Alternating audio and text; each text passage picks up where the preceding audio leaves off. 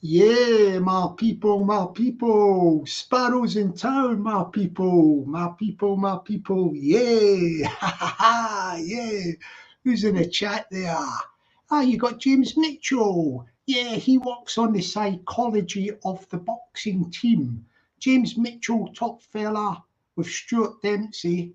James Mitchell was the psychology side of it, getting in Donny's mind, keeping him all confident. Yeah, sorry, James Mitchell, that is. Stuart Dempsey's the trainer, the boxing trainer. You know, the gloves and all that, the pads.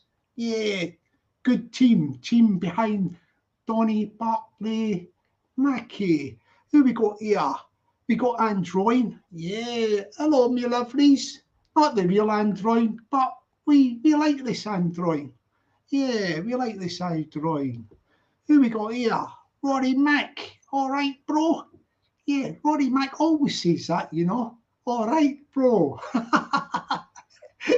Good man, Roddy Mack. Yeah, who else we got here?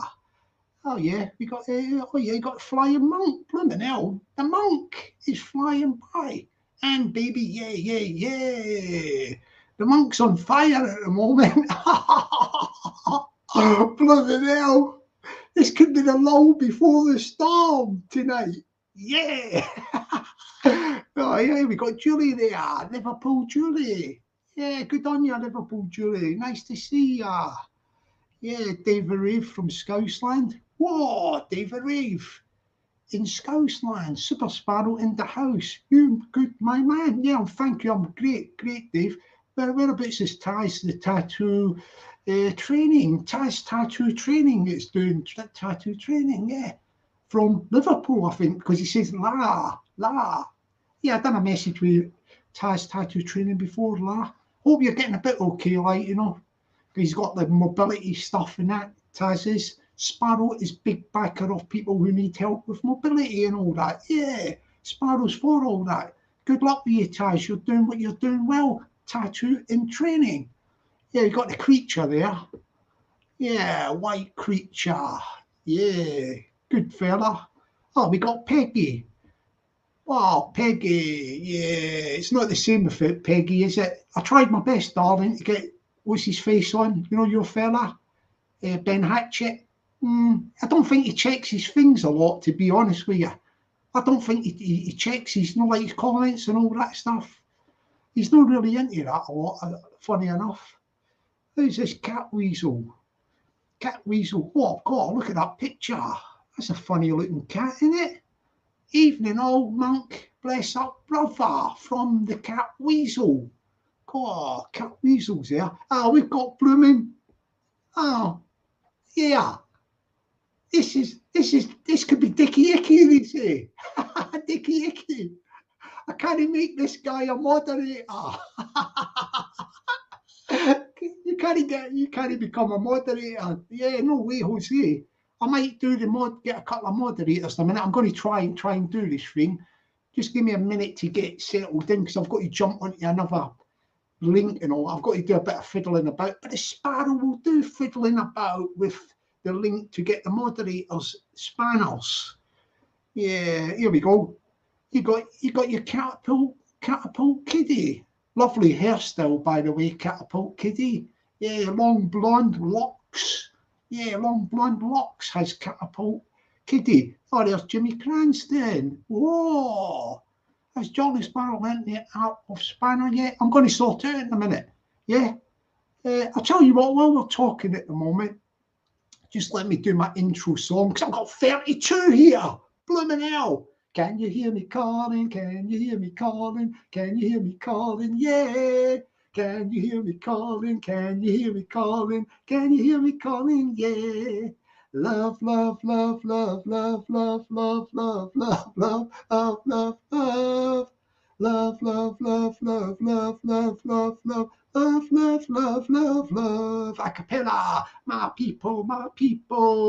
Yeah. My people. Yeah. Shout out to this funny wee woman. Oh, I shouldn't have said funny wee woman. A woman left a comment on one of my videos. I think it was a Ben Hatchett thing. You know, the Edinburgh Zoo one. Yeah, getting banned from Edinburgh Zoo. And her name, she had a very unusual name for these days, old-fashioned. But these old-fashioned names are in trendy. Her name was Edith Puthie. That's how I spell it. Puthie. Edith Puthie. I think that's how you say it. Anyway, Edith, big shout out to you, darling. Yeah, she said the Sparrow was one of the geeky guys that went to school. He was a geeky and he couldn't mess with the big boys. Well, let me tell you, Edith, the Sparrow don't wear specs. I'm only doing it for this computer. When I take these Jeff Becks off and when I'm walking about and all that, the Sparrow isn't exactly what you see here. The Sparrow's a tasty geezer. People don't mess with the Sparrow, believe you me. They don't mess with the Sparrow. It's deceptive. Deceptive, darling. Yeah.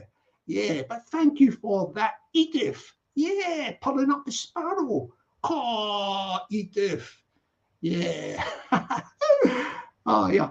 Oh, blooming hell, I've got the other fella in the chat. I can see fireworks coming up soon. I've got a flying monk somewhere up there. And then I've got your man, Josh Done Experience. See, when two music men collide, artistic, innit? I'm a music man as well, ain't I? You know, the songwriting, the lyrics and all that. Yeah, my nephew does the music, but that's the music. We're the music men. So you've got these two fellas, ain't you? The Josh Done Experience and the Flying Monk. When you get the two music men collide like that, blooming hell, it's fireworks. That's why you think all these artistic people are no soft. I'll tell you, they're no soft at all, like. You must be joking. Yeah, it was fireworks last night with these fellas. You could feel the creativity bubbling beneath the surface, innit? You know, you got Monk on piano, he's knocking out lovely new songs. You get Josh on guitar doing the covers, and then they come and they meet together like two asteroids. Boom! Boom, boom, boom, boom. Yeah, it's fireworks. Oh, yeah, let me just say another quick thing.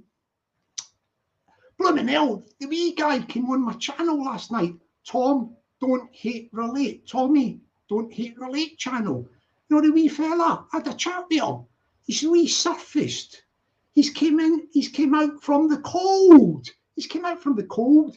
I had a chat with him about something to keep him busy and all that, something to aim for. He had a bit of a beef with another fella. Like, the two of them were at each other. You know what, in Scotland, you got me, Tam now, he's got his channels called Don't Hate Relate. And you have another fellow who's got a channel called Carson TV. Darren Carson is his name, but he's got a channel, Carson TV. So these two channels and the two fellas, they had a bit of a ding-dong, you know, like, yeah, a bit of a collision course with each other. And it's been, you know, bubbling over and over for about a year. I don't know how long it is, but it's all went quiet. But then wee Tam has came out of the cold. I had a chat with him last night, and he's looking for something to keep him busy and to aim for, and he's up for squashing the beef, quashing the beef with Darren Carson. He was wee man, Tommy from Don't Hate Relate wants to quash the beef with a bare knuckle boxing. He wants to get on the Glasgow fight card, 3D fight card with, you know, Dougie Joyce runs and Dean Lynch Ward. Yeah, well, Tommy from Don't Hate Relate channel wants to, he's put the challenge out there to Darren Carson, get on that fight card with him, and the two of them will have a ding dong. You'll have a ding dong and quash the beef. So it's now in your hands now, Darren Carson. If you don't accept the challenge from the wee guy, yeah, Tommy from Don't Hate Relate, he's going to fight somebody else anyway. So you don't want to deliberate and and ahhing and all that. You have to make a quick decision, because we're getting in touch with Dougie Joyce, the top guy. You know, the top man? Dougie Joyce, top man. And Dean Lynch Ward. You know, like, yeah, that's his, you know, Dougie and Dean, isn't it? Yeah, I'm getting in touch with them. Talina has sent them a no, not Talina, what do you call it? Dean, what was her second name again? Dean Chiron, I think it is, in the chat. I can't see it at the minute, but sent a WhatsApp, Instagram to Dougie or Dean, one of the two, to get in touch with the Sparrow. They might even jump on. Hang on a minute, I'll check the chat in a minute. And the thing is, like, so that is it. Tommy from Don't Hate the Late is going to get himself on the fight card for Glasgow 3D Fight Club. So he's putting a challenge out to Darren Carson from Carson TV to meet in the ring and squash the beef. You know, quash the beef with a fight on the bill, and they will both get cash longer. They'll get good money for doing that, and it gives them both something to aim for, to train for through the spring to the summer, because that'll be in the summer sometime. So that's it. You're going to have to make a decision quick, Darren, because if you don't want to take the challenge, he has to get somebody else to get them in the ring, and the wee guy's up for it. He wants to make himself some lolly, some dosh, and you can make yourself some dosh as well. But don't hang about, mate. You're going to have to get a message to us. We want to see if you're going to take the challenge. We wee Tommy from Don't Hate the Late has thrown the gauntlet down. Get in that ring in 3D Fight Club in Glasgow and quash the beef between the two of you. But if you're not up for it, the wee Tommy is going to fight somebody else. We'll get him another opponent. Yeah, Dougie and Dean will get the wee guy another opponent. That's Tommy from Don't Hate the Late. Is the wee guy. Yeah, that's what I call him anyway. And he will get somebody else if you don't want to take the challenge. Anyway, let me talk to get in touch with me, yeah, Darren? Yeah, jump on the thing. Are you in the chat, or you what? Jump on the live. Oh, let me have a look. Oh, blooming hell! I've got Tony. I've got one half of Morecambe and Wise in the chat. Yeah, Tony. Yeah, top fella, Tony Burkett. Where's the other guy? Eric Morecambe. Freddie. He's in the chat. It's Freddie in the chat, man. Angela Kelly. Oh. There's Tony. Yeah, you know I'm a comedian, Tony, man.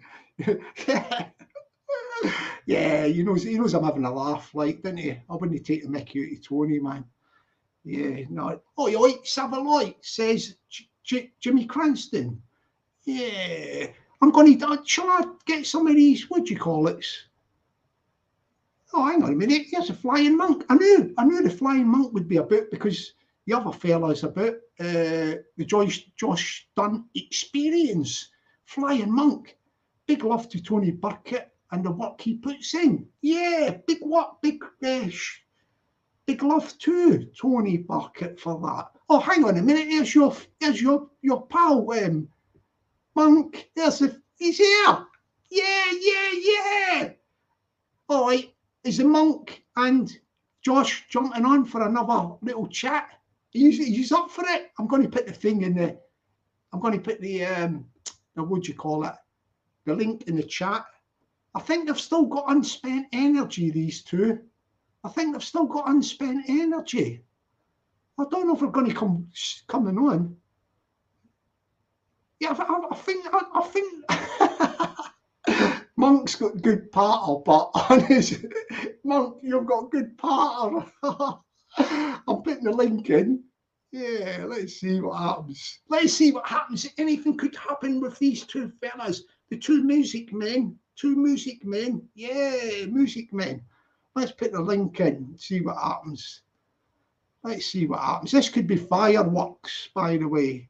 This could be fireworks. And then later on, probably the wee guy. Yeah, you know my wee guy, Tom from Don't Hate the Late. He might jump on when it gets a bit quiet later. But at the minute, I can feel it's like a volcano bubbling. Here goes the link. The link's going in. Are these two fellas going to jump on? Let's see what happens here. Let's see. Oh, hang on a minute. Let's get that link in. Let's see what happens. Oh, the link's going in. This could be fireworks. Oh, Yeah, the link's there, boys. The link's there. The link's there, boys. Oh, the figures are big as well. The two of them could go head to head, innit? Blooming hell.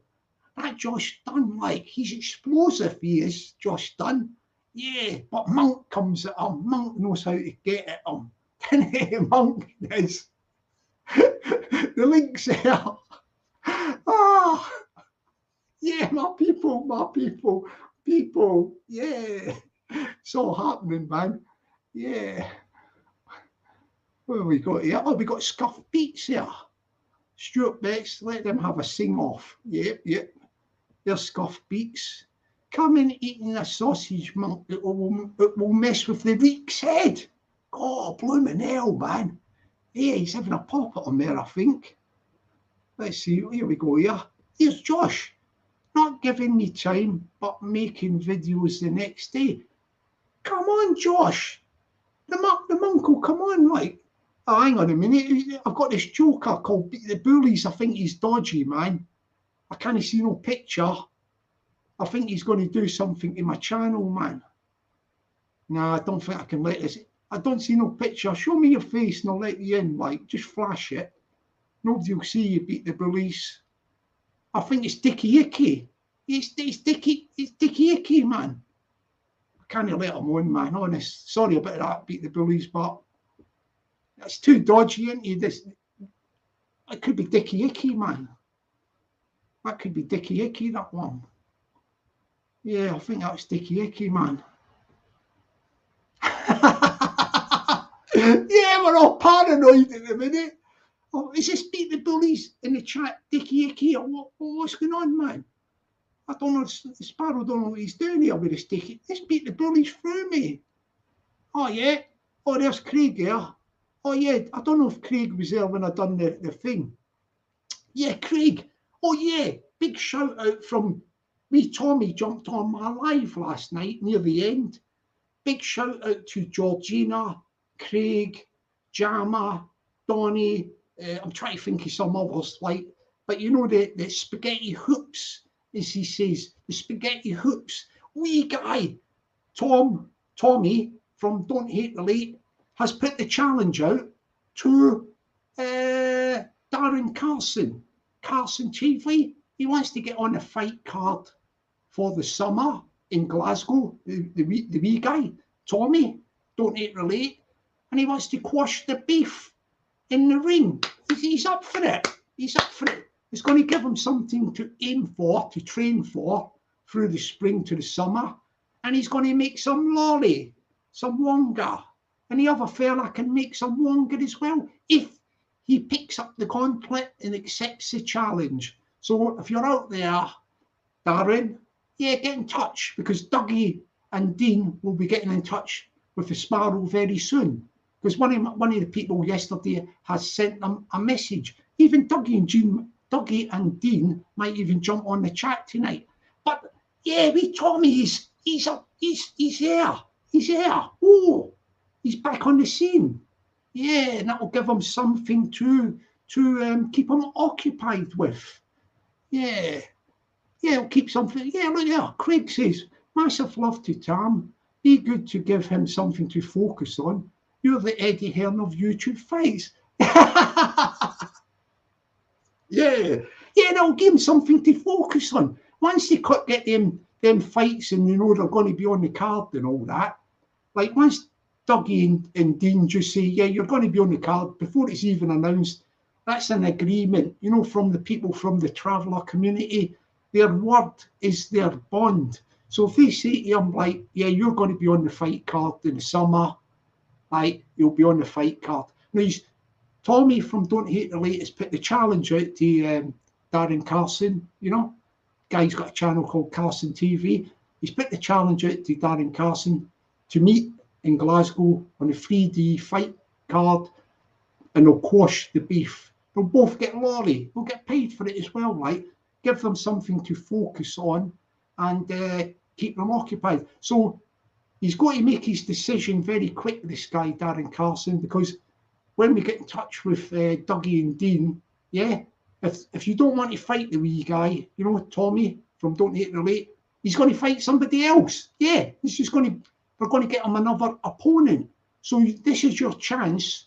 You're going to have to make a decision and get the word back to me. Get the word back to me and I'll pass it on, because I've got somebody in the chat dealing with it. Yeah, Dean Chiron is dealing with some of the stuff as well. Yeah, where is Dean in the chat? Where am I? Yeah, they're in the chat, like, yeah. So I had to give the big shout out there because, as I said, Tommy says, "Oh yeah, pass the message on to all my spaghetti hoops." Yeah, his spaghetti hoops, the troops, because he's been off his channel for a while. But yeah, but now I had a chat with him. He looked quite laid back in that. Yeah, he looked good. Yeah, he's got a bit of a beard. Yeah, suits him. Suits a wee guy.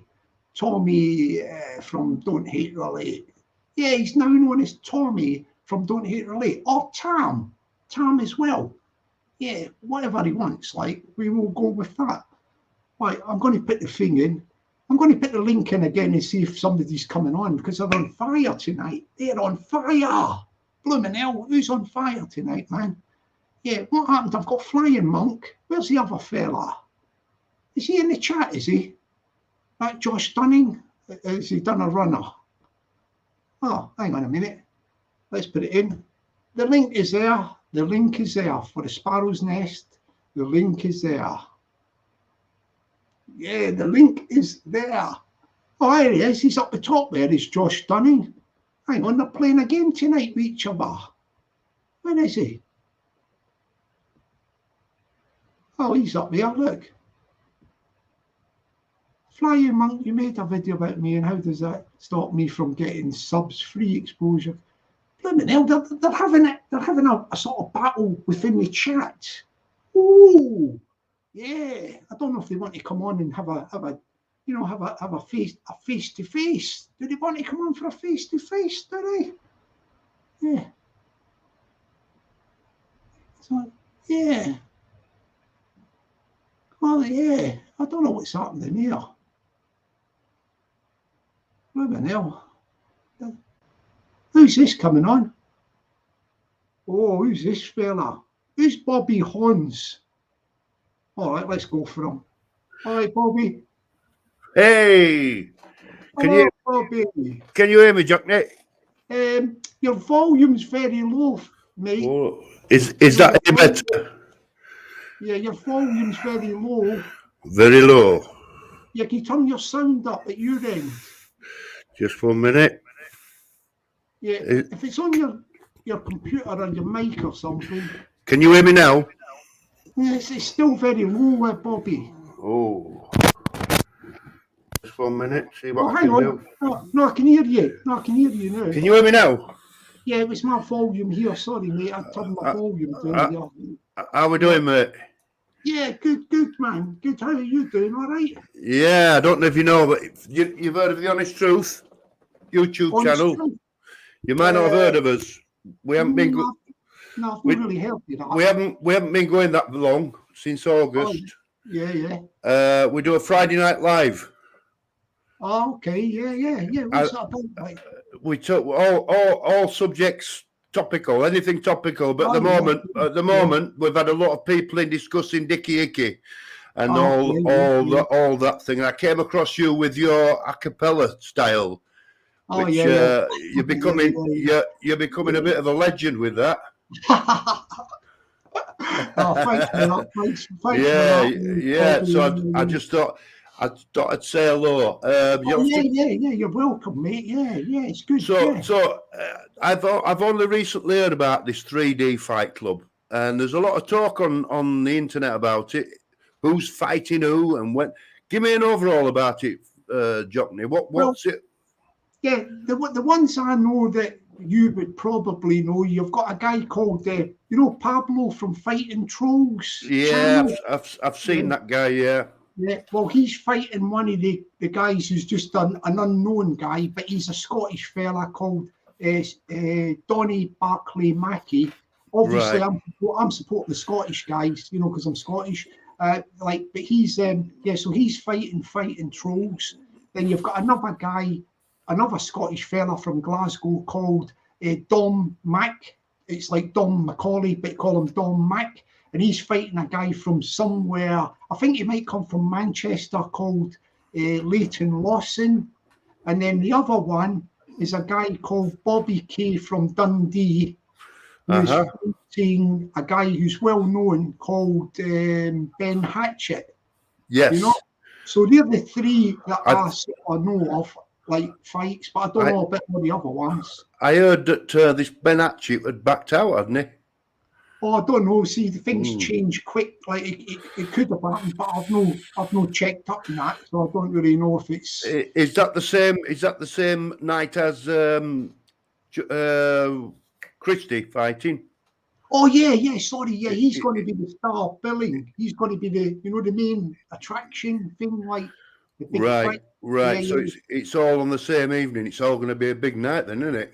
Oh yeah, I think it'll be sold out. You know the thing. Like, I mean, I'll probably just watch it online or something. Like, like they're going to do that pay-per-view thing or something. Well, they said they were going to do premium tickets, £2,000 to sit round the ring.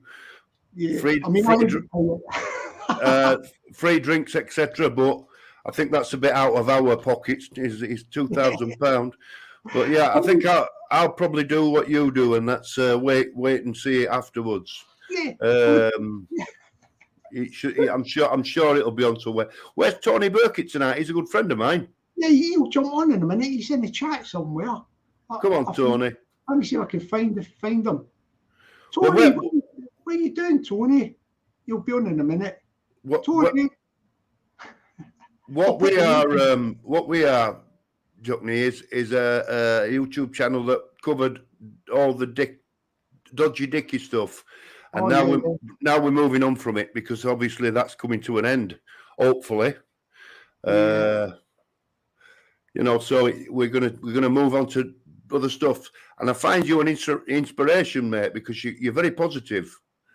I must admit, I found you by accident. Someone mentioned you, and they said you need to see this guy doing his a cappella, and I found it very amusing and very uplifting. Very good, mate. Very good indeed. Well, the thing is, I'm not really a singer. I'm not like a good singer or anything. But I just do it. People seem to like it. What it is, Jockney, is that you lift people's spirits because you're quite happy about it all. Hey up, Tony, lad. YouTube, Dickie. Have you had an haircut? Tony? Yeah, what it is? I'm that scared of Dickie Iggy, my fucking hair fell out. I'm telling you, that's the truth. Oh, blooming hell. How you doing, Tony? Yeah, I lost my hair.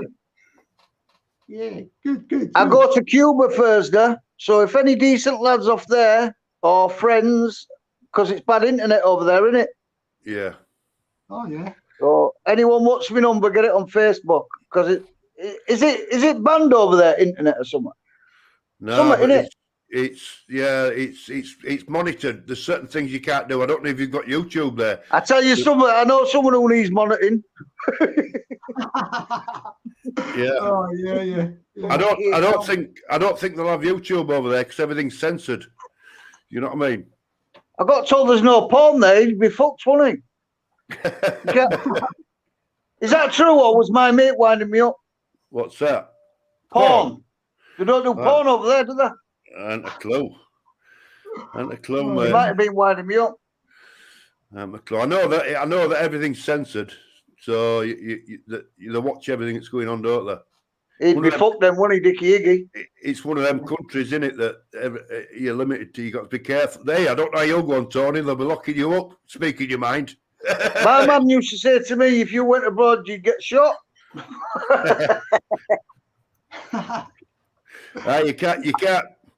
You can't. There's certain things you can't do. You can't piss upside of important statues and things like that, Tony.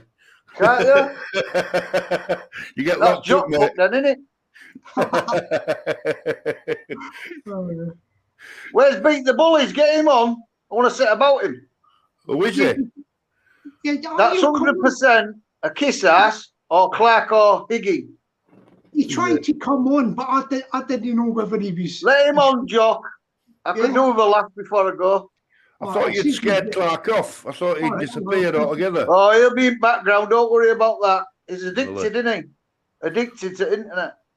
Is he coming on here? He's there. Are you jumping on Beat the Bullies, man? Are you jumping on it, yeah? Beat the sausage. Yeah. Who is he, Jockney? Who's just Beat the Bullies? Can only be one or two. Yeah. You think you'd have, don't they? Yeah, I'll put the link in for the guy. Whoever I bet he the is. shop's running out of pot noodles. Fucking hell. Oh, yeah, I like that one. 3D Fight Club sponsored by him, innit? Yeah.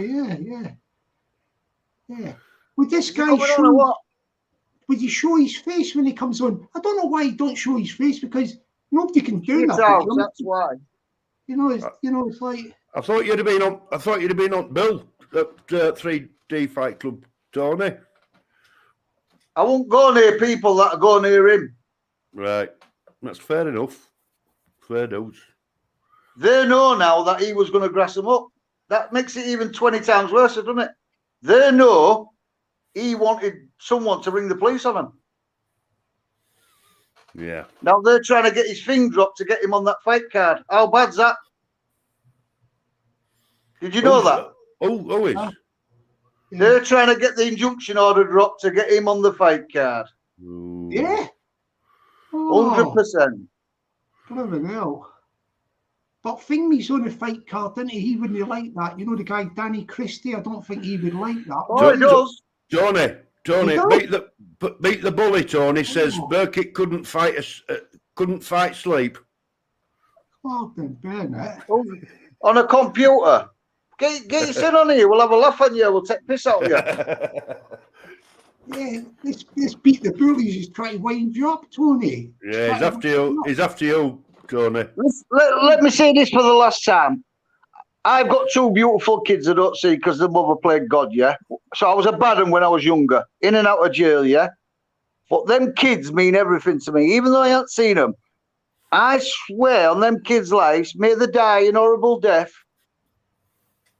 Computers, people that say stuff on computers, I buzz off it. It does not affect me. May my kids die an horrible death. One bit. If someone says you're a sausage, a cunt, a bastard, anything, I laugh. Because you know what it is? It's a computer gobbing at you. What's a computer going to do? They're never going to be in front of your face, are they? It's not real. Yeah. It's not real. So why would any be bothered that a computer's gobbing at them? Words. Now, Dicky Iggy is a different matter. He would be hid behind his sofa if someone called him out, wouldn't he? Yeah. You go a crazy. computer, no matter what they say about your kids, your mother, this, that, it does not bother me one bit. I buzz off it.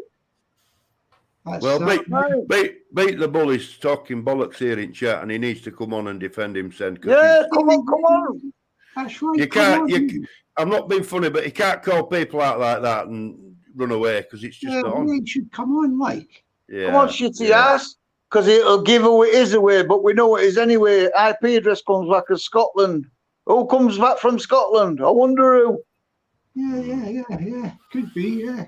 Do you know all these people that like back Dickie Iggy up and say certain things? It can only be them. It can only be him under fake accounts because of what he says. He's dumb as fuck. Proper dumb. Oh, yeah. Who else would back a bad serial predator up? Not many, would there? No, not. Would you, Jock? No. Would you, Bobby? No. You what? So you can only guess that. Well, not guess. You can only realise it's him, innit? Yeah. It's probably him, isn't it? And he's got form for asking people to do things, hasn't he? Form for it. Bad form. Yeah. Lots of form, yes, yeah. So you used to ask me to torture kids and women and give me addresses and his enemies and all that. So just imagine the next person. Then they find out he's a serial predator. Then he moves on to the next person. And every single person he's been in contact with have found out what he is, haven't they? Every one of them. Yeah. So there's me, Gary Carroll, John McLean, blah, blah, blah, blah, blah, blah. Everyone has found out, haven't they? Yeah. You can't blag everyone, can you? No. Oh, it's obvious. It's obvious. Do you know what he said to Rhonda, Bobby? Do you know what he said? I think Tony's going to come and chop me up. As if you say that at 18 stone, meant to be an art man. I think he's going to come and chop me up. Why would you cause trouble on the internet if you think you're going to get chopped up? It's over with him now, Tony. It's left to justice to take its course. I think he's been banned from YouTube, or his bail conditions have been changed, because he would have been straight on YouTube, wouldn't he, making a video? Look, someone's put, Tony, what's all this about? Burkitt got run out of York. What's it all about that? I've heard that before. Who says that? Magic Dimension. I got run out of York. I'll meet anyone, anywhere, any place, anytime. There you go. Somebody said that before. I've heard it before. But That sounds like an advert. All that is from Dickie Higgy. Listen, our mate Gary Carroll's in chat. Get on, Gary.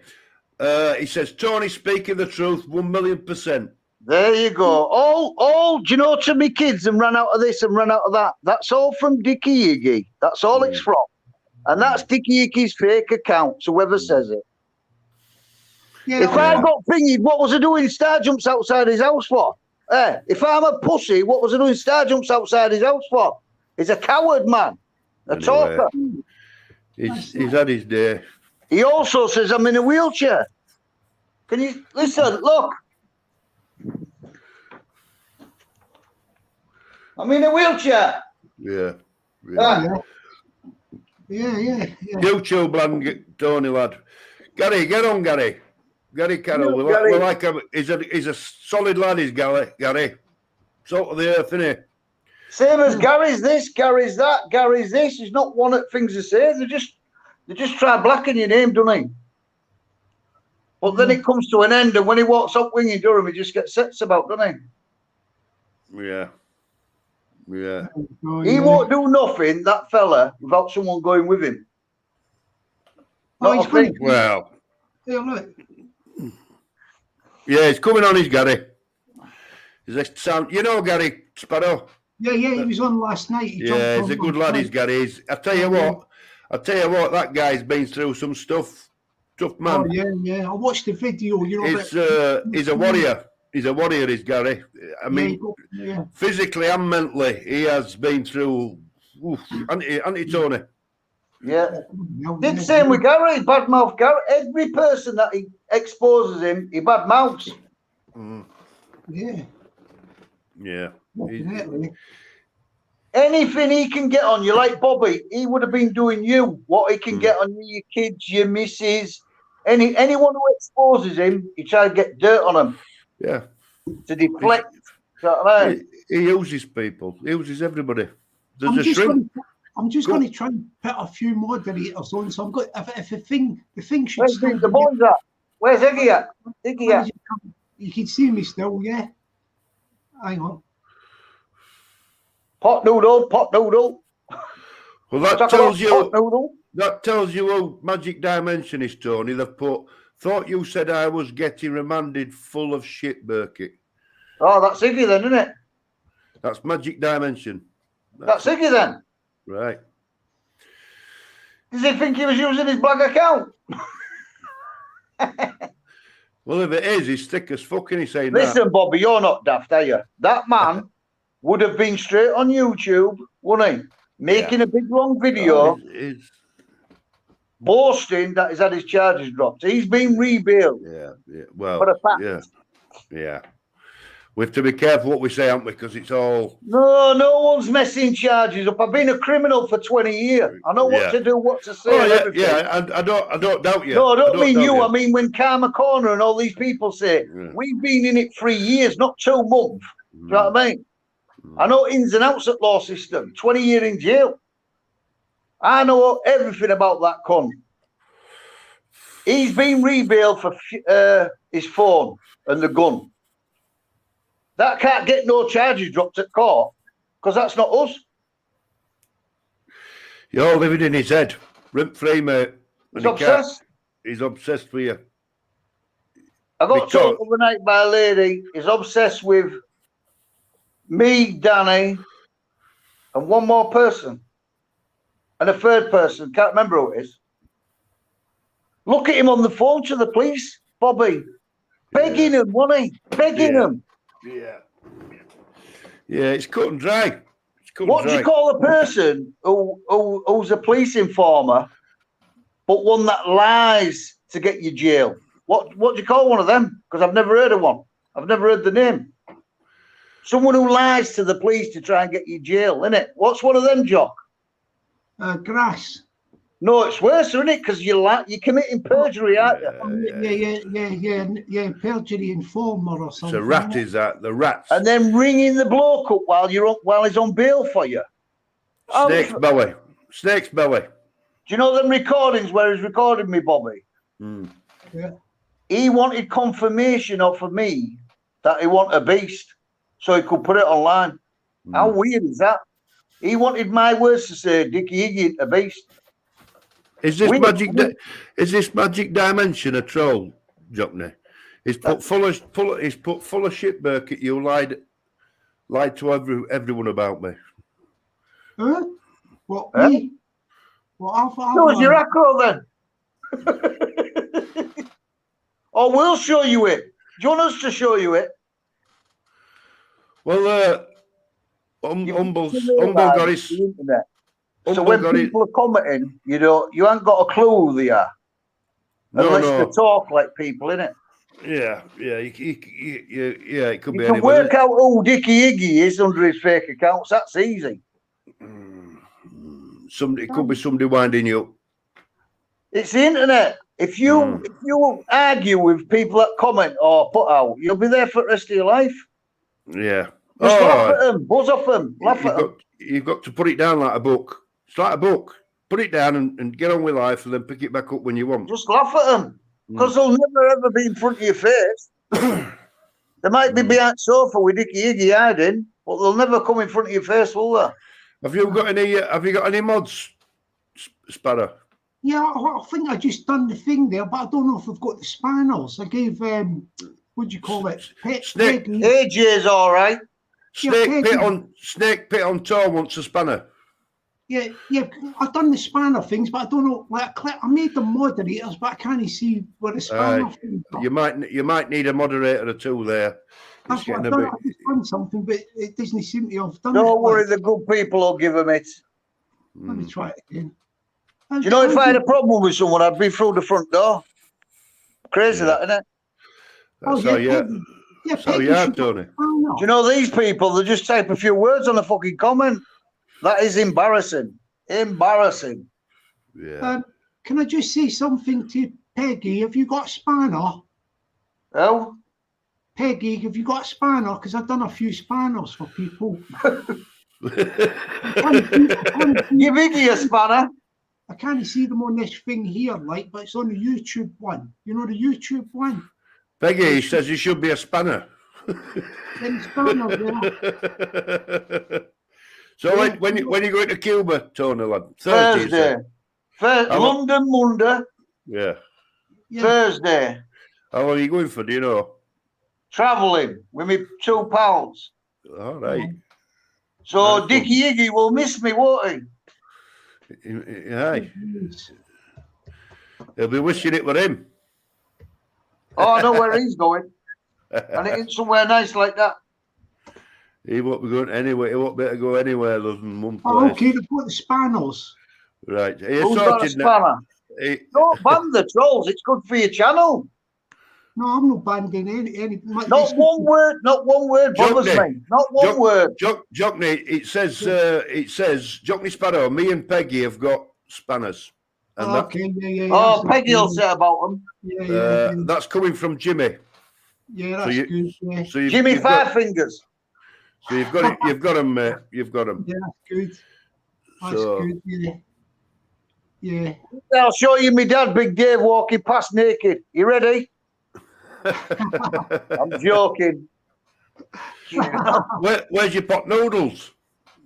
I don't have none. They all sold out. I don't have none. Have you got any? No. Where's what, Jock? Yeah. Iggy, Iggy, why are you a coward?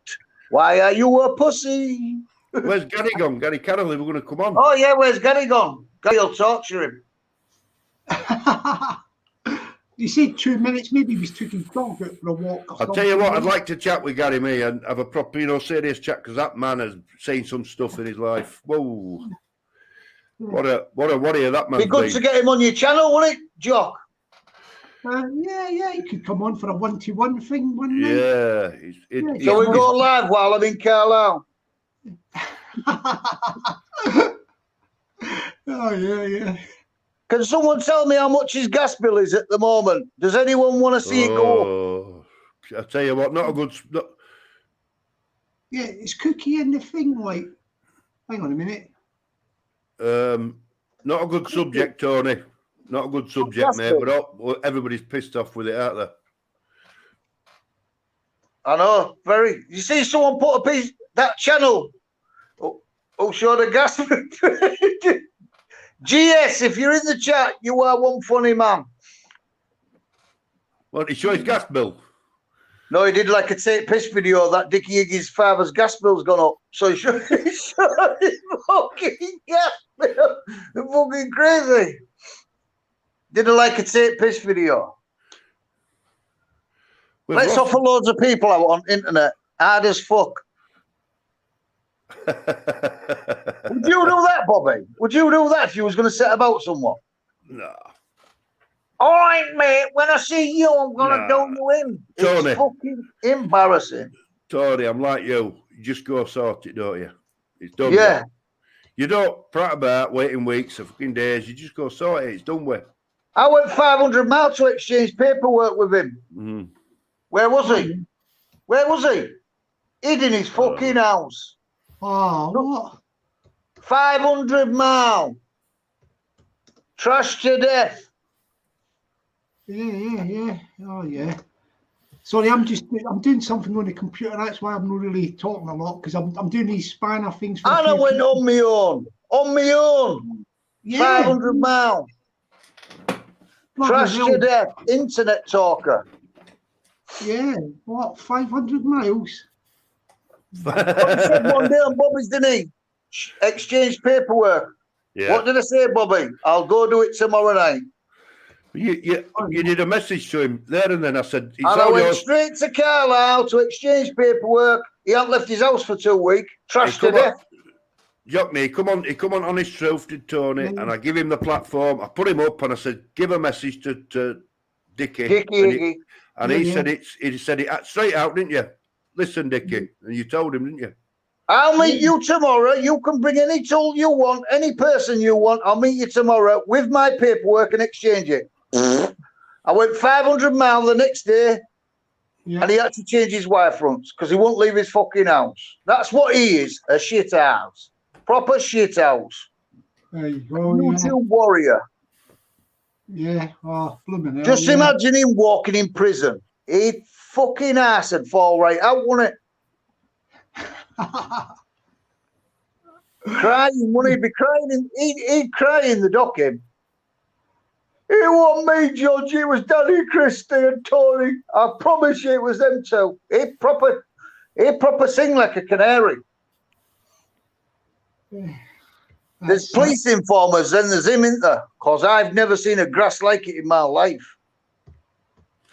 Gary Carroll's back in chat. Are you coming on, Gary? Come on, Gaz. Put link up for him, Jockney. Yeah. Beat the bullies, suck my prick. There you go, it's in there, Gary. The link is in there. We have liftoff. We have liftoff. Yeah. He's a quiet lad, is Tony, isn't it, Jockney? I just think it's embarrassing when you're on internet, isn't it? Saying stuff. Yeah, but the thing is, there's another fella usually comes on when Tony comes on called Freddie. I think Dickie Iggy has promoted Freddie because Freddie's gone missing. Freddie's went missing tonight. Freddie's he's part of a double act, isn't he, Tony? Yeah, he's gone missing. I think Dickie Iggy's had hold of him. Oh, there's Gary. Hey up, Gary. Where's Gary? Yeah, yeah, yeah. Top man, Gary. Top man. You all right, mate? Oh, yeah. I was just going out with the fucking dog, lads. The legend. Yeah, that's what I said. I said, I bet he's went for a walk with the dog. That's what I said. Is Dickie Iggy behind your sofa, Gary Harding? Right. I've got to put him out now. She has to carry on with him. Right, come on, you. You're going out. Yeah. I've got to get you out there. I've got to jump off. Fucking. Come on. Let me grab it. Son, don't she grab it? Let me grab it, won't you? Relax. Right. Fucking hell, lads. I'm back again. Sorry about that. Try and get this fucking laptop sorted. Now then, Gary. Yeah. Tony's going to Cuba on Thursday. Have you ever been to Cuba? Nah, mate. I've smoked a few cigars. I know you've been round well, Gary. I just wondered if you had. Fucking Cuba, mate. Do you like my wheelchair? Tony, I dug this out for the fucking monster, yeah, because you can borrow my vest. Yeah, I'm a bulletproof. You can take your shot off and get into the fucking court, lad. That's good, that is. You could take that in Durham with his gum shield. That's what I'm saying, mate. You can borrow that for getting to the court. Oh, we have another one. Who's you? This is the Scottish boxer. This is the Rambo with his gum shield. That's what I'm saying, mate. Donny Bartley. Oh, we have another one. Who's you? How you doing, Gary? We got you, lad. We got you, mate. Yeah, I believe it. Definitely. That's what I'm saying, mate. Donny Bartley. How you doing, Gary? We got you, lad. We got you, mate. Yeah, I think there's a fault with Donny's sound thing. He's got something on. I had to cut him off because what happens is you get an echo coming back. Yeah, he needs to turn his sound down, does He Donald? needs to sort his sound up. Yeah. He'll sort it out and then he'll come back. Yeah, he'll sort it and then he'll Well, we come got back. honest truth, mate. Legend. What people learn through time is just to speak slowly and sit back and let the other conversations come over, yeah? And this takes time to master that because we're all like fucking new on this YouTube. We ain't film stars like a so-called monster in fucking Montrose. I've been in movies and I've got a best-selling book that's on the shelf for 29 pence. You know what I'm saying, Tom? It's an embarrassment, isn't it, Gary? Embarrassment. Oh, joke, mate. Guys like embarrassing. The wolves with these fucking lies on this internet for the world to see. Wow, we've got real fucking people because you've got to go in local bars and see the local young team and well respected in the city, mate. You can't be going on YouTube calling guys fucking grasses, Bobby, when they've done 15 years in the fucking nick. They walk around any city with their held fucking high. You know, he's living in fantasy land in narcissist. He's having a mental breakdown, as Jockney would say. I'm in the movie, Jimmy Boyle. I'm a 5-year fucking bare knuckle champion, didn't you know? Oh, mate, 5 times. Tony, did you I played for Liverpool on Saturday.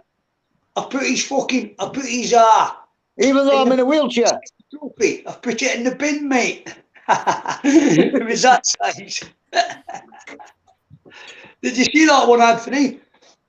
I'm in a movie with Mike Tyson and Tom Hardy in summer. Yeah, well, I'm on GMTV on Thursday. It was that size, Jockney. Yeah, in the bin. Still can't find my wheelchair. Has anyone seen it? Yeah, but I told you we're disabled, mate. Rumour has it you can't walk.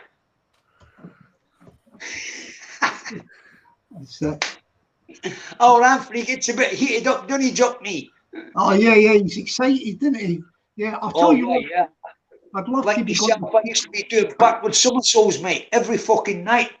I was doing backwards in my bedroom and getting the fucking dugout and everything. I'm just making this pot noodle. I had to go and get a couple of pot noodles myself and settle down again, mate. Oi, wheelchair warriors in the house. Good evening, good evening, good evening. Is that Rambo? Right, Paul, have you levelled now, son, from last night, mate? I saw you go there, and I saw you go there, and I saw you go there, and I saw you go there, and I tried to keep you fucking there, but you're going to I know, it's you know, it's hard. You know how it is to try and keep a level head, man. But we all know, mate. We all know. I had a call-out video made this morning on me by Mr. Ash Dring, so I'm on the hard roads training. Good, mate. And listen, I'll subscribe again now, because if you're not going to listen to advice, there's no point in me fucking putting out there, lad. I'll listen to you, man. I respect you big time, mate. I respect you big time. I watch a lot of your stuff, and it's very interesting. World, mate. We're talking about the YouTube world here, and I wish I would have had somebody like Bobby there, or somebody like Jockney to keep me a bit in the know at the time. I was very We had dinosaurs as old guys. We never had mobiles in our fucking days, guys. You know, you just used to communicate by sending carrier pigeons to each other. Yeah, can I ask you something while we're on the live, mate? And as I said, mate, in our day, we got off the fucking bus in the middle of London. Big shout out East End of London, Jockney, right? I've got good friends down there. The Bancroft Arrows. Old boring legend, mate. Right just down from the Blind Beggar on the corner, mate. Oh, no, yeah, it's just that white right next from Silverman's. Yeah, the store, the Army Military store. Yeah, that's a big lane, isn't it? Is that the Blind Beggar that Craze were involved with? Yeah, that's up on the right-hand side, mate. You come down a couple hundred metres, and on the corner, Jockney, you've got the Bancroft Arms. Yeah. Yeah. I know we See, I'm even speaking like the Jockney Sparrow tonight, lads. Yeah. It's all love, mate, from the Teds. So it should be all about love. I'm only joking about fighting Ash. Ash needs to fight his demons with drink first. Yeah, mate, we're not about the fight. I'm all about sit back and watch YouTube and let it play out, because when you start jumping sofa surfing, it's called, son. And I watched you and I saw you bounce up 2 minutes after Jockney, and where were you? In the snake pit. You're going to leave yourself wide fucking open to all these young lads, all these haters. And sorry for butting in, I'm just eating my pot noodle. Yeah, I've got a couple on the boil myself. Pot noodles. Oh, yeah. As I said, there's a lot goes over you young guys' heads because we're making references to a certain character, pot noodle. So, as I say, mate, you won't get fucking... The pot noodle pervert. Yes, well done, mate. It's Marvin Herbert. Marvin Herbert. Podcaster is a well-known grass, yeah. We've got to speak with this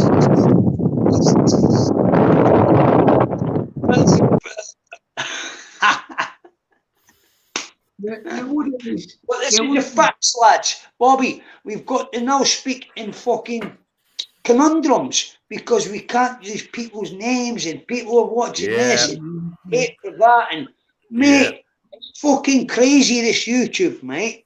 Do you know what it is? Do you know what it is, Gary? YouTube aren't that bothered. It's the people who you're naming. They start crying, and then they start complaining instead of standing up and being men. That's what it's about, Gary. You know that, and that's why Tony, you know, he speaks his mind, as we know. Tony doesn't hold back about anybody. That's the only downfall. Me and Tony's fell out about 40 fucking times, and then we'll fall back in bed the next day again.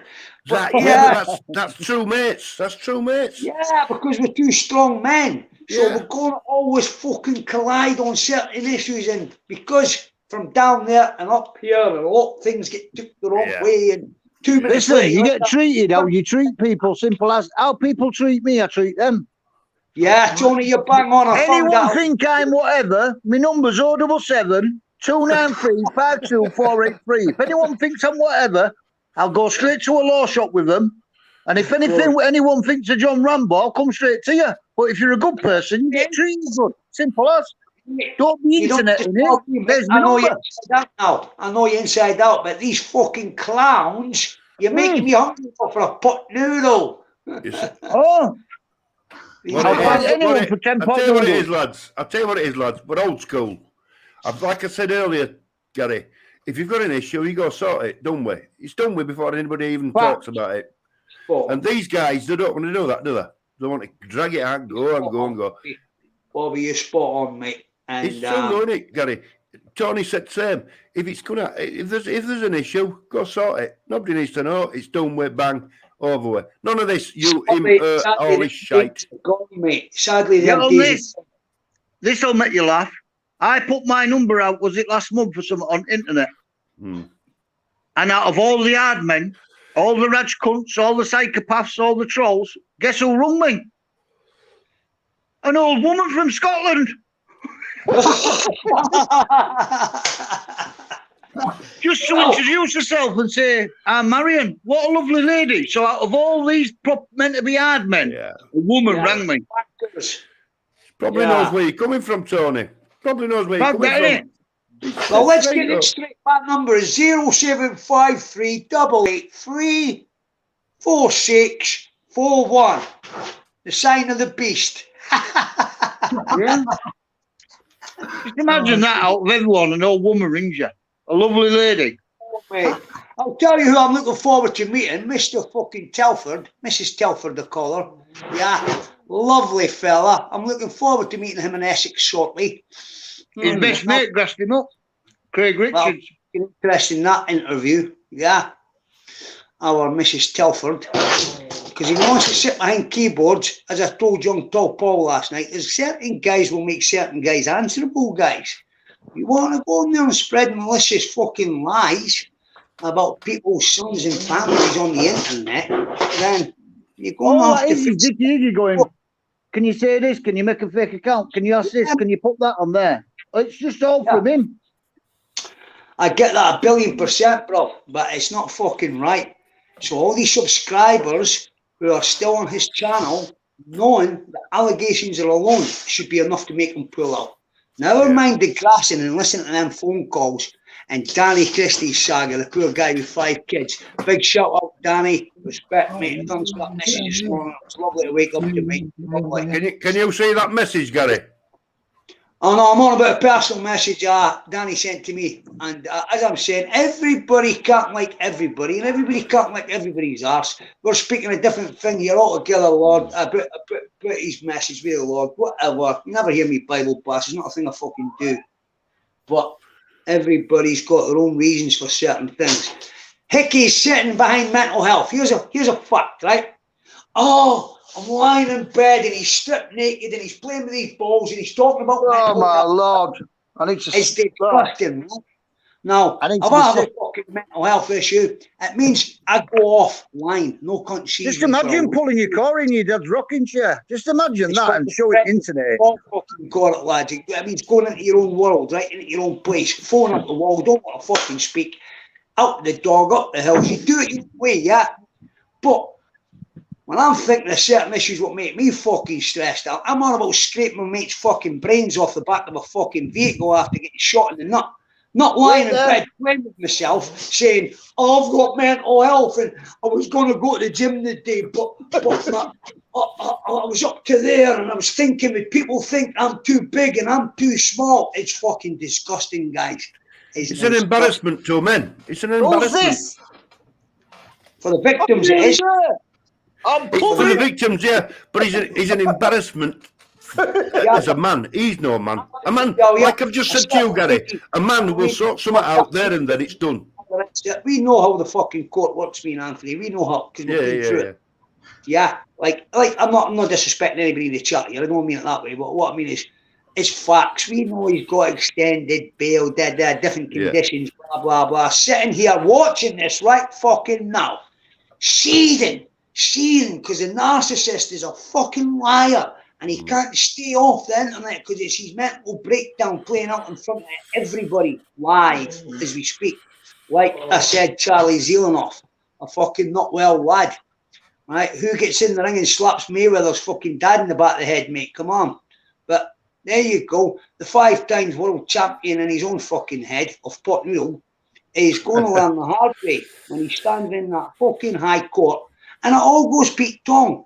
And the next minute he's sitting in the back of the van saying, now I've got a different court to face, whether it's up there or down here. People like me and him will get him fucking nipped on a phone call. Yeah? Still have contact with the inside there most nights on a fucking burner, lad. The burner's called a throwaway phone, yeah, as we all know. And they were in me past days, guys. These are just to talk to family friends, as we know, Anthony, yeah? But it's a small world, lads. It's a small world. He's just a bullet. Well, he never thought that the people he's playing with here have still got these connections. They'll never go away. I remember a certain so-called gangster down London, the Yellow Pages of Crime, he called himself. I ain't knocking him, but it was a nice little quote. And I always remember, oh, that's a lovely quote. Oh, Dave Boy, you know. Dave Baldon, you know. The Yellow Pages of Crime, Jockney Sparrow. But yeah, the little quotes are the best one, guys. And this fucking muppet through here, who got chased from Carlisle up to here, ain't fucking on the same chessboard. Spoke about it last night. Yeah, he's fighting on all fronts, and he must be the loneliest man in the world now. It must be sinking in saying, hey, every cunt on there hates me. Now, there's a fact in life, guys. If I blow smoke up your ass that much, there's an old saying in life, don't believe in the hype. Because the minute you start believing in the hype, you'll fucking take a fall. Yeah? It was good enough for Mike Tyson to get knocked out. It's good enough for any cunt to get knocked out. I used to say back in the day. Now, if you start breathing smoke up his ass like his subscribers are doing with all the Team Deca and all this nonsense, Team Dicky, sorry, and all this nonsense, yeah, then it goes to certain people's heads. And he ain't been fucking qualified to play on that level. It's called the School of Hard Knocks, real life. Like a man a year down the block and all the rest of it says, yeah, never got PTSD there because he fucking switched off from it because it was survival. Well, that clown who wants to pit himself in the biggest battle, like Adolf Hitler done, and he fought on all fronts. And that's how he couldn't win a fucking war, because he was in a war that couldn't be won. Well, he's put himself in the same boat through there. He's now fighting on all fronts. He's now going on YouTube in the morning and saying, oh, is it fucking Anthony Burkett? Is it Gary Descartes? Oh, is it fucking this one? Is it True Media? Is it Karma Corner? He's in a fucking lonely place, that lad. Yeah, a lonely place. And he's that fucking thick. He can't even admit a driving offence. Well, I've got news for you. He was seen in fucking Fintry in Dundee on the day of question when he abandoned the black vehicle. So he's got this young female up here he was shagging, and he's got her on his good books. Yeah, I'm not going to use her name. You've only got to look at her posts on Facebook, and she's in the middle of still seeing counsellors and all that. I'm not on about the girl who he outed in the hospital having a nervous breakdown. I'm on about a different girl who he was seeing. Yeah? So this girl... no, straight away comes up, bounces up on me, messenger. No, Gary treated me like a lady. I was never raped. Who the fuck says that to a stranger? I was never raped. Wow. Oh, I went, no, darling, I was just reaching out to see. Remember, there's a word called conspiracy that he goes and starts telling judges he can't drive and blah, blah, blah. If that's your vehicle he's in, you're putting yourself in a tricky situation here with the court, with the law. And not that I'd use that on him, because that'd be gassing and I couldn't bother. Sad, but he thinks he's above the law. He thinks he's brighter than a high court fucking judge, Tony. He thinks he could just sit there and tell the judge, I've never drove. I ain't got a licence. Look what he does when he gets lifted. Look how he cries. When the police put handcuffs on him, he cries, doesn't he? We know that. I'm trying to paint it nice and plain. I've got friends in the establishment. I know personal officers personally. Fucking hell, as if you'd admit that on a video. Mate, that's the difference with you guys down there, because you know a lot of his past. And like Danny did one about the snip and all the rest, I'm not going to use names, but This was local, not legend, local stories, and they people knew this. Which up here in Scotland, Jockney, we fucking don't. We've had to learn the hard way with a narcissist telling lie after lie. Now, anybody who listens to them phone calls of Ron Swanson and him, wow, guys, they're at a different fucking level. And the things he done to me and Anthony and a certain travelling family and all the rest of it, wow, guys, this is fucking high court material, indictment stuff. And it's fucking scary to think that he's still getting away with it and getting out and walking about because he knows we'll never press charges. He fucking knows that. I bet he's got phone recordings on Ratwood. That's why he's promoting him. I bet he's put his head into Ratwood. Said it from day one, Anthony. He's got at Ratwood by the balls, mate. Right, take that back. I'm going to say that. That's a Jonah. R-A-T Wood. Yeah, he's got him by the balls because. Gary, is he into young boys as well, Iggy? Is he into men as well? Isn't he? Yeah, he's got to be, mate. He definitely is. He tried to get me to move to Montreux, as if I'd move anywhere near that dirty bastard. Mate, you get 20 years, wouldn't you? It's crazy, mate, because you open your eyes and say, what have I been dragged into here? And put yourself in my shoes, guys. 55-year-old grandfather, he's going to get his two grandsons in 10 minutes next door and spend an hour with them before fucking bedtime, whatever, after having my dog out. And you get dragged into this shite, and the next minute you've got to go on and explain yourself to the world of facts. But all these fucking 22,000 subs, well, 20,000 of them are a hit, and all that fake accounts. But in reality, guys, is disgusting that people like me and Anthony will be tarnished with these fucking lies, these blatant lies, and yet people are going Team D, Team Dickie, and the trolls wouldn't last long, and fucking get a life, guys, because even if he gets 10 years, you're still going to have young girls writing to him, supporting him, you know that.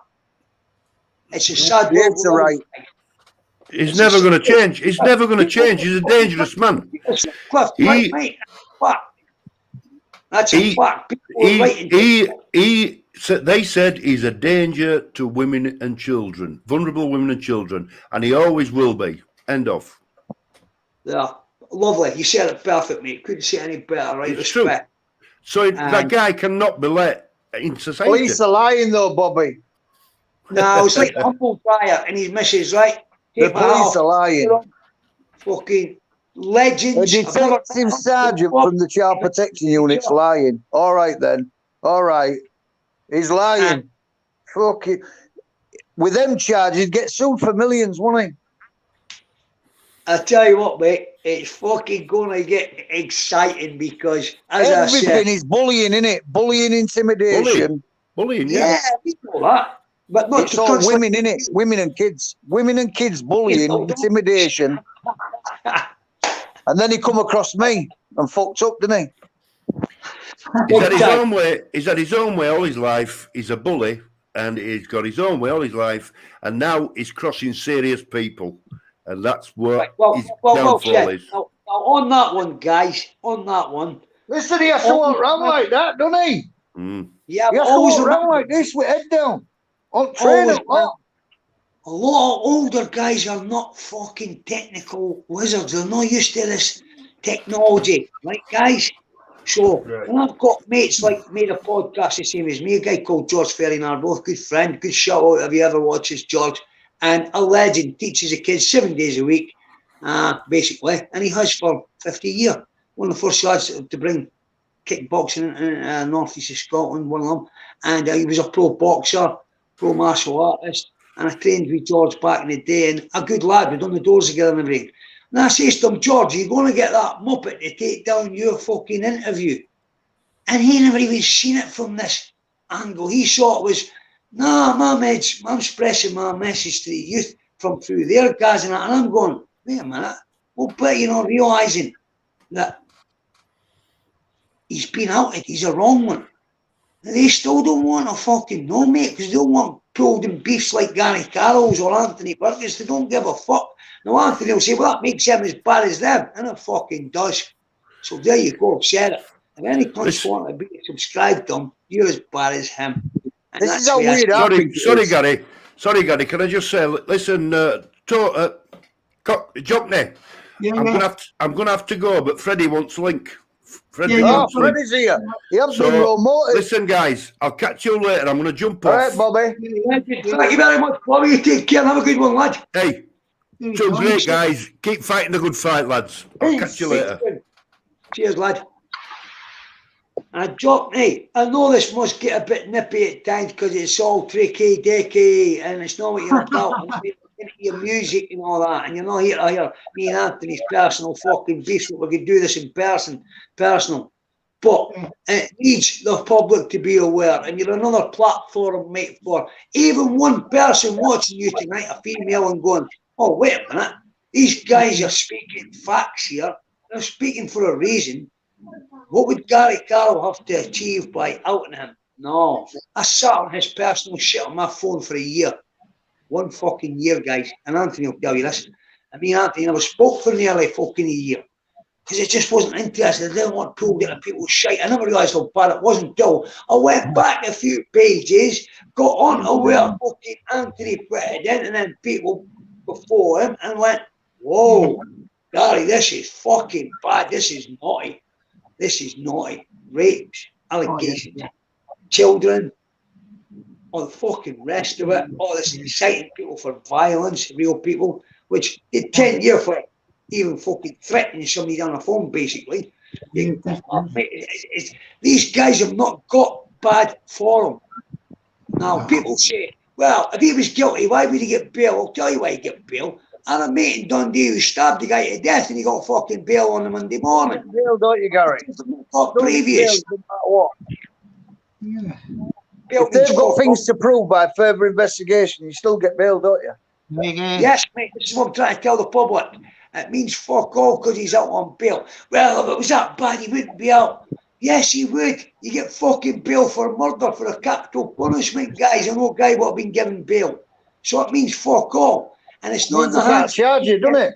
Can't charge you there and then. Yeah, it goes to the prosecution officer and it's in their hands after that. Yeah, it's in their hands.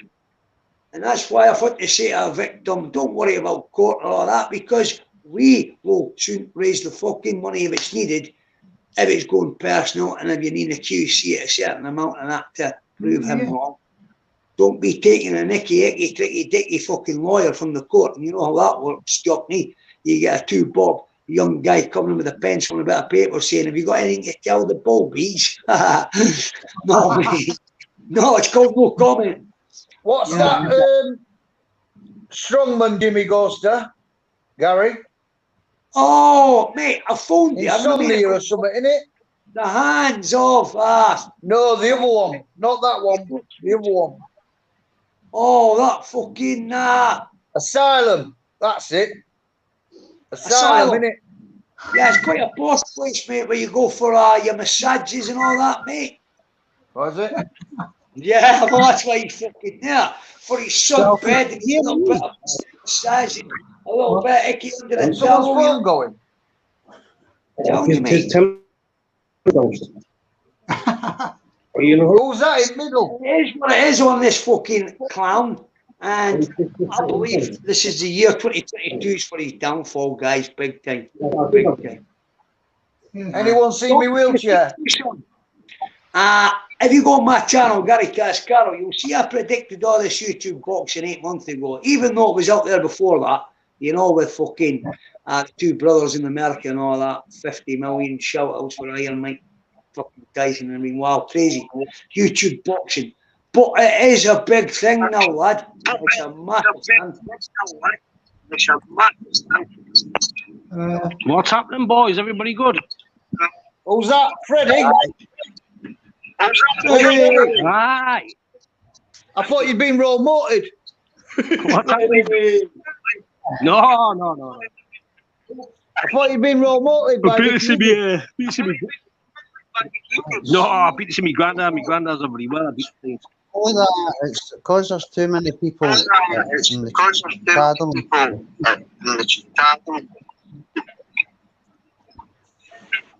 Yeah, I think Can't you hear me? What's happening, Jockney? Gary, everybody good? Donny, White, I think, Tony, everybody good? All good, brother. What's been? Hang on. I think Anybody heard out of figure? Freddie, I think you're going to have to come back on because your sound is dodgy. Hang on. Yeah, he's going to have to come back on because he's got a bad link or something. Like you hear the echo coming back and forth. Like Yeah. feedback. Oh, here comes Donny. Donny's coming back. There you go. Hi, Donny. Can you hear me? Yeah, yeah. Can you hear me? Yeah. Fire away, fella. I'm on String up, Annie. What's that? I hear this string up, Annie. He's swinging, Annie. Aye. I'm on for 10 the new lads because I'm just back in for the boxercise there. Who's that, just Paul? Shug Donny. Oh, yeah. Right, Yeah. just to give me jockey an update. I was out training with the lads yesterday and a bit of sparring with Stuart. Boy knows his stuff really, and James Mitchell, like he's a psychological guy. Like he can read a fighter, and like a book. You know what I mean? And the guy's read a brilliant. train wanker. Attention, Miss Anthony. Paying attention now, mate. What? Psychological. Anthony in the corner, mate. He will fucking write a book for you, mate. You've got your back on this one, bruv. Good man. Good man. Are you fighting in that show, like them? Sure. Yeah, he's fighting on it, Anthony. Yeah. You know what you all want to do on that show? You wanted to start doing some training videos. Well, for YouTube.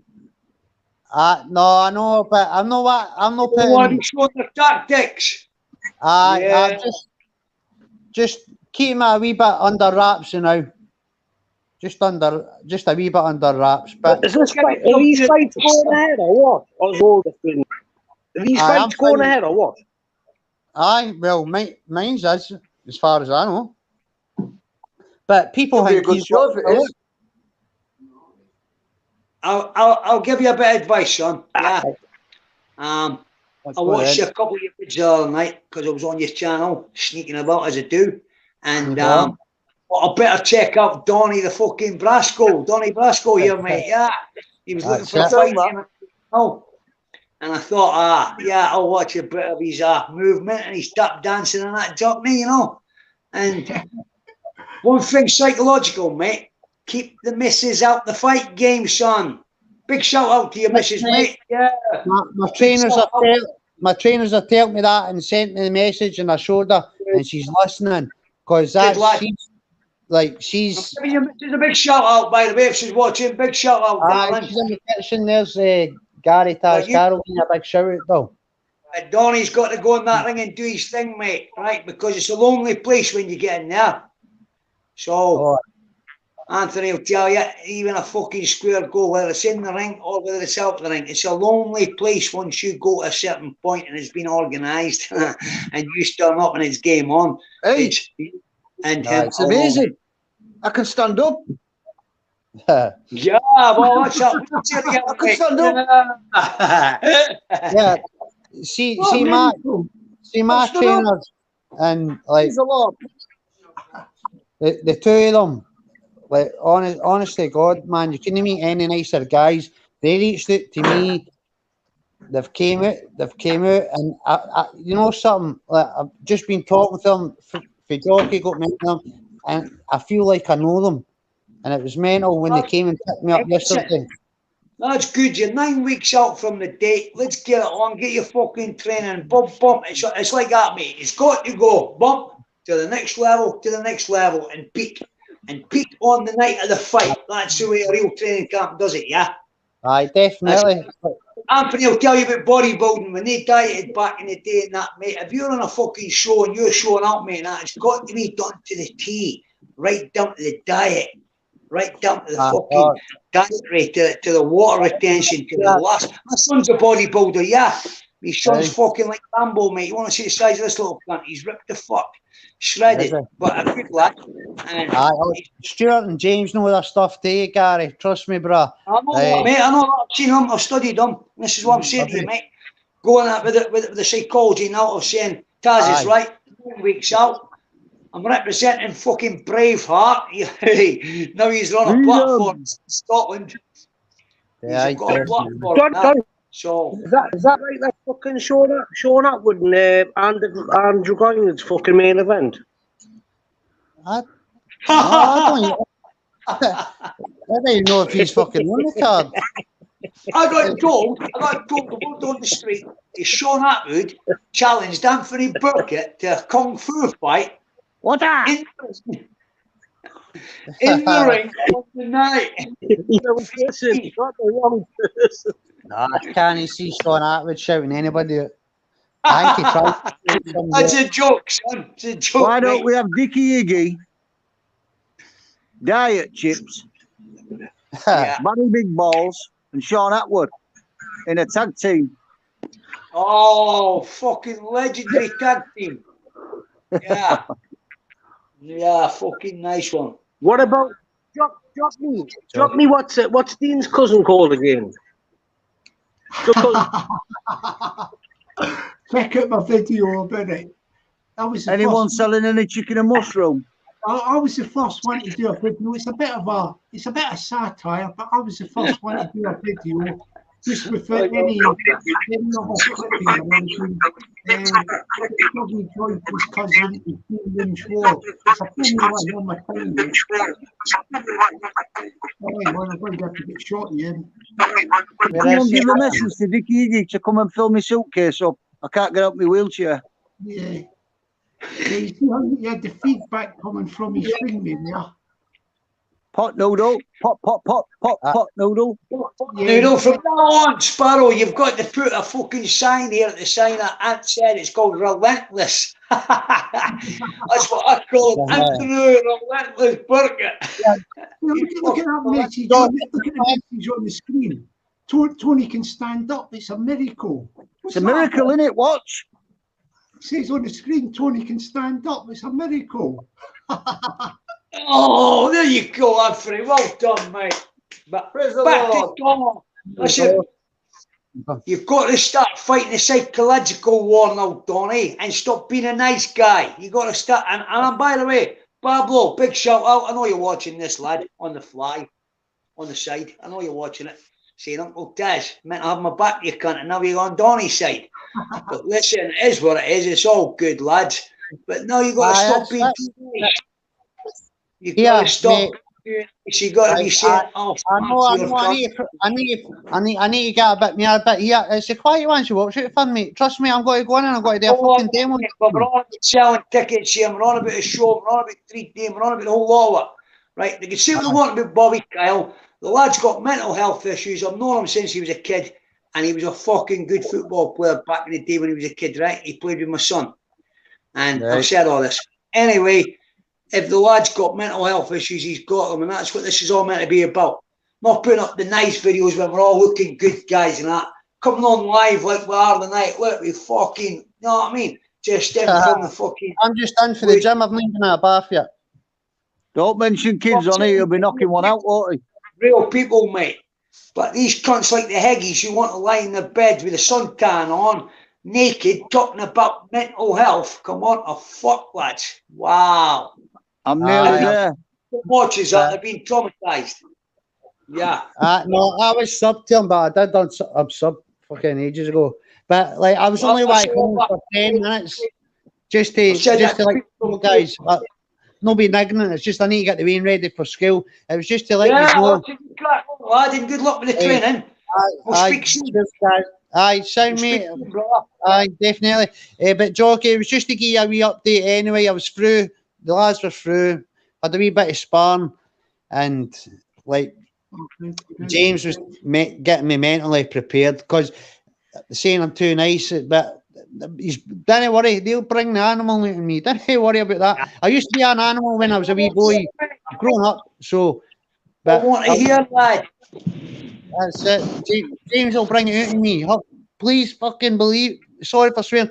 Please believe that, troops. Right? Yeah. Yeah. Right, Oh, guys. fucking rocking tune playing in the background when you go to bed at night with the missus on and that. You know the fucking Rocky tune and that, lad. Get that up. Aye, Tiger. Yeah, Aye. That's the one running up the fucking stairs, mate, at your local. Yeah. yeah. Yeah, you're the fucking Jockney Sparrow. Yeah. Now you've got that other one who you're fighting. It's called In the Snake Pit. We're going to call this In the Sparrow's Nest. Yeah. Aye, that's good. In the Should. Nest. That's a good name. Yeah, I'd already called it that before. I've already I was- Oh, yeah. And just say what he does, like what Fighting Toast does. good, mate. Yeah, jump on and everybody gets their say, mate. And it's good for the Sparrow as well. Aye, and it's good for everybody else. And It's good for my fucking mental health because I ain't playing with the full deck. that's it, mate. Fuck, we've all been there. We've all been there. You know what I mean? Well done, mate. Well done. Legend. And I'm good just luck. like say night to his troops, right? I'm just getting a Nice shout out shot. to Good that. one, lad. Good night. Guys, like I know you said your number, didn't you? Sorry if I save your number, just That's not my number, mate. That's the monster of Montrose's. aye, patch that. Hit us up on Facebook, son, and we'll get the messages on Messenger. James Mitchell's got his sub to you too. Right, well done, James. Quick shout out. Nice one. Right, no problem. And I'll sub to you on over again, right? Therefore, have a good one. Have a good And one. Stuart Dempsey, big shout out to him. There's fucking right troops. Fuck it, I'm just back in and I need to get the Wayne his jammies and then I need to get a bath before I get to bed. Right? I need to get a jammy telephone. Brush your teeth. Right. I love you and leave you, right? Yeah, Cheers, yeah. mate. Good night. Good night. Don't hate really. Right. Nice to actually talk to you, Gary boy, right? Right, cheers, son. Have a See you good tomorrow, Sparrow. Yeah, pop on tomorrow. The legendary fucking Sparrow, mate. You put me all together. See, the good guys are coming together, mate. The flock together, mate. That's Yeah. The Sparrows are on. chicken and mushroom. He's fucking relentless, mate. I told you. He's relentless. Yeah, it's good laugh, isn't it? It's good laugh. Yeah, mate. So, it's all good apart from the fucking nonsense with the beast in the east. And Anthony, is there any update on his whereabouts, mate? Or is he was last seen sneaking about Montrose, right on the old ladies' washing lines? Yeah, sniffing panties. I don't know if there's any truth in it, lads. Well, one of my old videos, like Dicky Icky videos, one of the first ones I've done, there's some stuff about that in the video, like washing lines. There's a lot of stuff about washing lines and all that in the videos. Yeah. Yeah. They broke the mold on that one, son. They broke the mold. Yeah. Careful, mate. So I believe the Sparrow stays under the bells and all that, mate. You know, the real fucking Cockney. Yeah. That's what they say down there, isn't it? Yeah. You can't claim to be a real Cockney unless you're born under the chimes of the bells, yeah, as you know. Well, you know the Bow Bells, because you've been to London a few times. Yeah. You know, like, well, the actual St Mary Le Bow Church, you know, it's like if you were born within the sound of the Bow Bells, that's the Cockneys, you know. And what a lot of people think is, even Cockneys, EastEnders that don't really know, they think it's the St Mary Le Bow up Bow, you know, the other end of Whitechapel. But it's the St Mary Le Bow Bells. It's just round the corner here. It's in the city of London. It's Cheapside. You know, Cheapside. Well, I'll give you a useless piece of information on soccer, football. I'm not much of a football man, but I do know when I was drinking down in the East End of London in them days, the local lad was David Beckham, and he trained for a team just to the back up there, up the East End of London. His first amateur football team. And from right where you're living, around that area, mate. No, I'm City of London. That's what I'm saying to you. I'm saying the Bow Bells that people think about, they think there's the one up Bow, United Bow, which is up past Whitechapel. Like Sorry. But what I was saying is the Bow Bells, the Bow Bells, what they talk about, the real thing. It's like in the City of London. It's just around Cheapside, around the corner. Got you, mate. Sorry. St Paul's Cathedral up it, like, and so that's why you get some cockneys, because years ago, before we had all buildings and traffic and all that, right, mate, the sound used to travel, so it would go right up to Hackney, like east, but it would also go south across the river. So that Michael Caine came from Elephant and Castle, Southwark or something. The actor Caine? Yeah, so he was a cockney, because South London, if they heard the bells, they were cockneys, like, so you get it both east and south as well. Bit of information. Mate. It's hard for a jock, like, because London's a fucking lonely place if you've not got people down there. You know that. All my family, the whole lot of my family. The streets are not paved with gold, I'm trying to tell the youth here, mate. People ain't got fucking dollars on their hands down there, mate, You don't pick them up off the street. It's a lonely place if you've not got family or friends.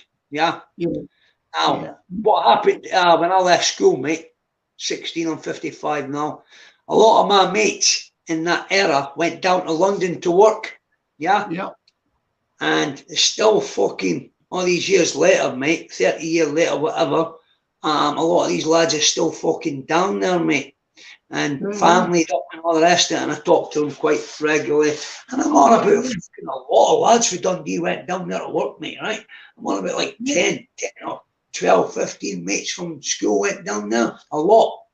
And when I was in Baghdad as a bodyguard, mate, I came back one night and I used to throw me bags into Doreen's, the governor, down in Bancroft Arms, and I'd get a bed upstairs, a room, and my mate stayed there full time with working, He'd put a word in for me, so anyway, me and her were like that, me and old Duchess, and I would go fucking throw me bags in there, mate, and I'd go out for a few swallows, right?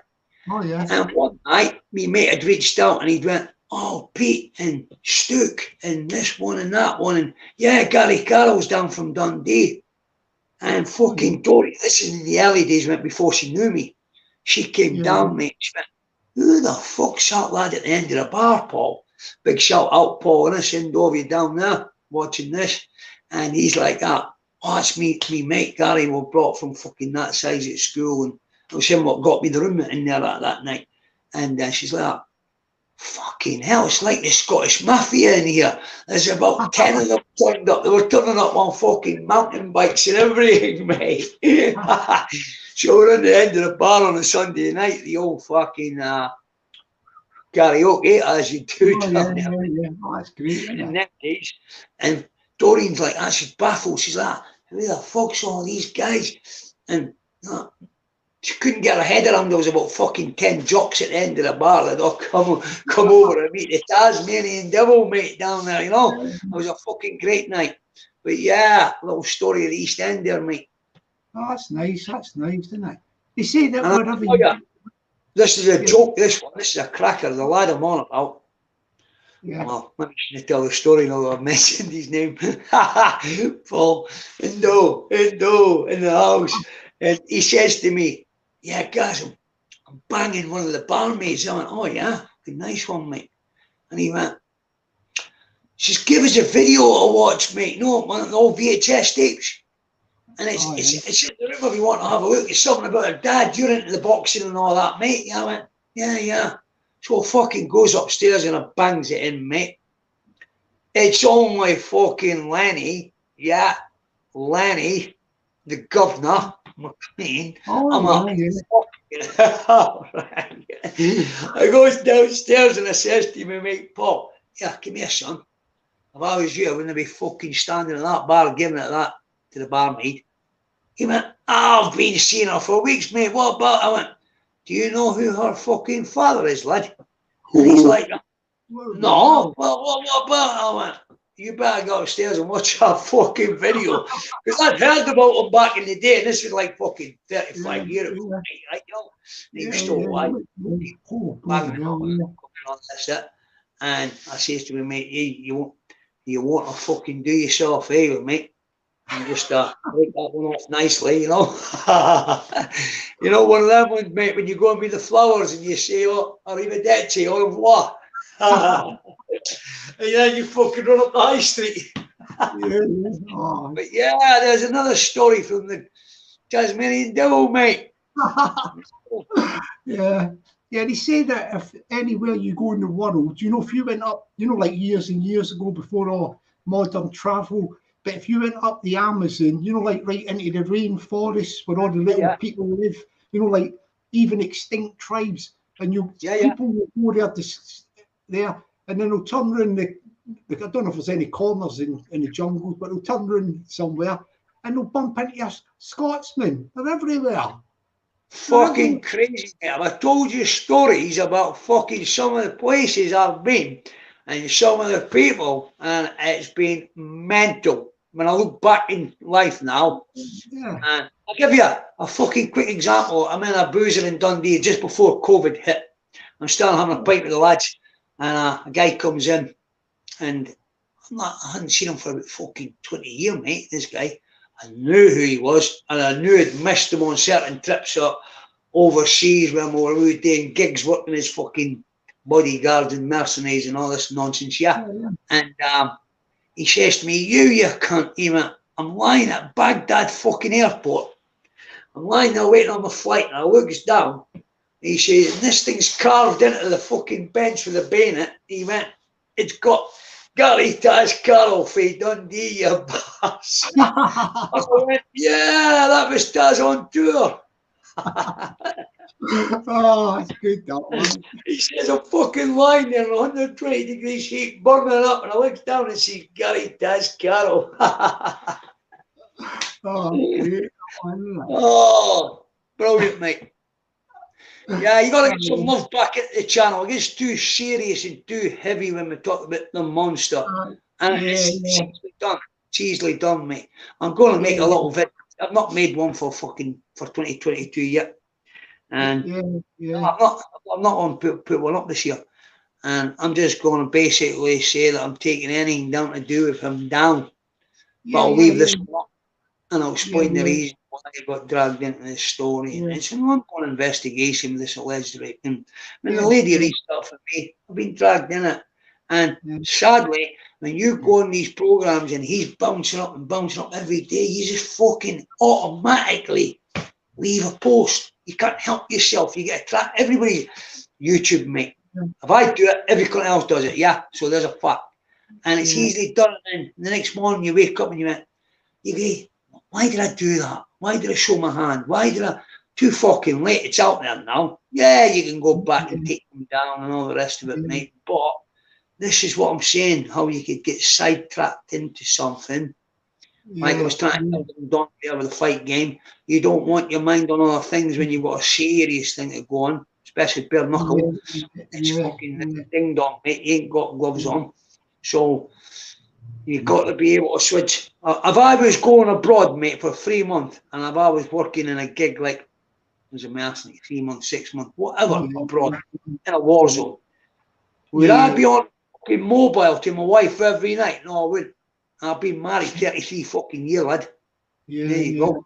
No, I wouldn't, because I'd be putting fucking guys on my team at risk. I'd be putting my mates at risk because your head wouldn't be there. And these are the guys that don't fucking last long, by the way. They either get on the next flight home or they end up with a bullet in the fucking head. Simple as, mate, because it ain't the place to be making mistakes. You know what I'm saying? Yeah, they're not concentrating, are they? Like, we're not. Course, mate. The minute you go to that front door, it's game on every fucking day, mate. You know what I'm saying? So you've got to be on ball. You've got to be on point, mate. If you're going out there locked and loaded every day with fucking rounds in the scalp, mate, alive. It's for live, mate. It's for real, isn't it? So you can imagine thinking, oh, what's she doing? And it's like being in prison, mate, right? You know this, Jockney, yeah? In the old days, you'd watch him down with a £2 phone card, right? And all right, if the guy's been in a while, he's got certain fingers in pies and he's got his phone cards, yeah. And I used to see some lads go, yeah, there's 2 cards, mate, start them off, you know, help them out. But you'd get the persistent cunts, he'd be down there pacing about the phone at 7 in the morning, it's not even fucking turned on yet, mate. And I'm like, first offender wrote all over them, mate. You look over and go, oh, for fuck's sake. Because the poor guy's been up all night, he's doing treble time. He ain't sleeping well because it's a weekend now and he knows the missus is out partying, you know what I'm saying, mate? The missus is out partying. That's triple time, mate, and it's not nice to watch, mate. No. But it's real life we're speaking here, mate, yeah. Maybe I'm just lucky, I was always able to switch off the things. I knew my missus was at home bringing me kid up and that, so I was always able to sleep. School, it's called old school. There's a certain man here on here tonight. Old school, hard to find, mate. We're a dying breed, mate. But then again, mate, I've got a son of 32. He's got 2 young lads, 1 and 4, Dre and OB, Carol. And I believe it's down to parenting, mate. We never had much fucking chance because we never had fatherly figures. So mother bringing 4 up on my own, 3 brothers, mate. Fucking hell. And I look back now, I must have been terrorising my poor mother, mate, you know. And she'd never broke the law in her life, mate. 3 fucking jobs just to feed her sons, mate. Come on. Didn't make it right, with it? But what I'm saying is parenting is down to the parent, you know. And if the child's getting good parenting, mate, I believe they've got a good chance of success in life, yeah? And people say there's no job, there's no that. There's fucking a job there. If you want to go and find it, you'll find it, yeah? You want to get a fucking job, you'll get a job. I'm not saying it's easy, far from it. But a lot of the guys brought up nowadays, mate, are brought up into a society where he signs on, she signs on. My mum and dad sign on, they sign on. It benefits not to work and them not to work because they get more for having 2 kids. Mate, it's fucking crazy, the system was bred, right? We're talking real truth here. And the minute we opened the borders to knocking them, Poles and all the rest of them hard-working guys, the minute they came in, were tradesmen, the 5-year thing went out the fucking window, Jockney. You know what I mean? Right out there. You don't get a real tradesman now, Sparrow, somebody who's really proud of their work, mate, you know? Like what you got back in the guy on the slating and the tools and the mechanic and the... Mate, you can't get a fucking tradesman now. Well, you can get them, but you have to get them from... You know what I'm saying? I'm speaking hypothetically. I'm talking about Eastern European are good. You know, like all the people from like Poland and all that, they're all trained up, you know? Like you know, before that Brexit thing and all that. We are the uneducated. See the Brits, the British, Scottish and English. We go abroad and we expect every country to speak English. Yeah? That's what's sad. Don't speak Gaelic or Gaelic, Irish and Scottish, Gaelic. No, we speak English, mate. That's what we speak because we got it fucking bred out of us, prima noctidays, 13, 14, all that nonsense. But it's a fact. So, if we spoke our own lingo, at least Wales kept theirs and so did Ireland. Yeah, they kept their lingo. We never. We speak English. We speak the Queen's English. You go abroad, mate. Some days I'd be on a team surrounded by like 3, call them local nationals, LNs, foreigners, well, on the team working with you. I'd maybe be in a vehicle sitting here and I'd have 3 Iraqis around me. Some of these guys spoke 4 fucking languages. They spoke fluent French, Russian, fucking Arabic and English. And you'd be saying to yourself, whoa, they might be uneducated. I don't think so, mate. You know what I mean? This is going back to the bit you said about the Poles bringing the knowledge to the work and that. Yeah, they do. A lot of people are very fucking clever and you get a lot of the work done in these places like Bulgaria and everything and all that, mate, on the computers and that. 10 times cheaper than you will here. Sad facts, I like it, but it's facts, mate. The thing about the languages is because we're an island, you know, we were an island back in the, you know, like when we had the British Empire and all that. So when you're in Europe and you'll say you live in France and you're on the border with Italy and Switzerland and all that, Portugal's on the border with like Spain and all that. You know, they can speak the Latin languages. So if somebody can speak French, they can learn to speak Spanish easy, and like Spanish can learn to speak Portuguese. Portuguese can learn to speak. So they all speak a bit more languages. It's because we're UK and we've not got anybody right, you know, the seas there and all that. You think on it there, mate, these bilingualists, right, they're bilingual and they can speak fucking, and they're clever men, mate, you know, because if that's their grasping the brain's a muscle and they're working it, talking it and working it and speaking it. So it's like everything else, they're multitasking on everything they're doing, so they seem to be very, very intelligent, clever people, right? Yeah. It's a fact, isn't it? You know what I mean?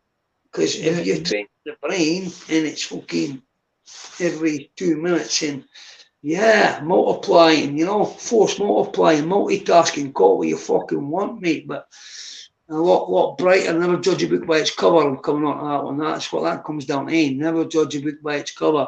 As young Donnie said there, it's the quiet ones. That's a saying, mate. That's just a saying. I don't necessarily mean it's true.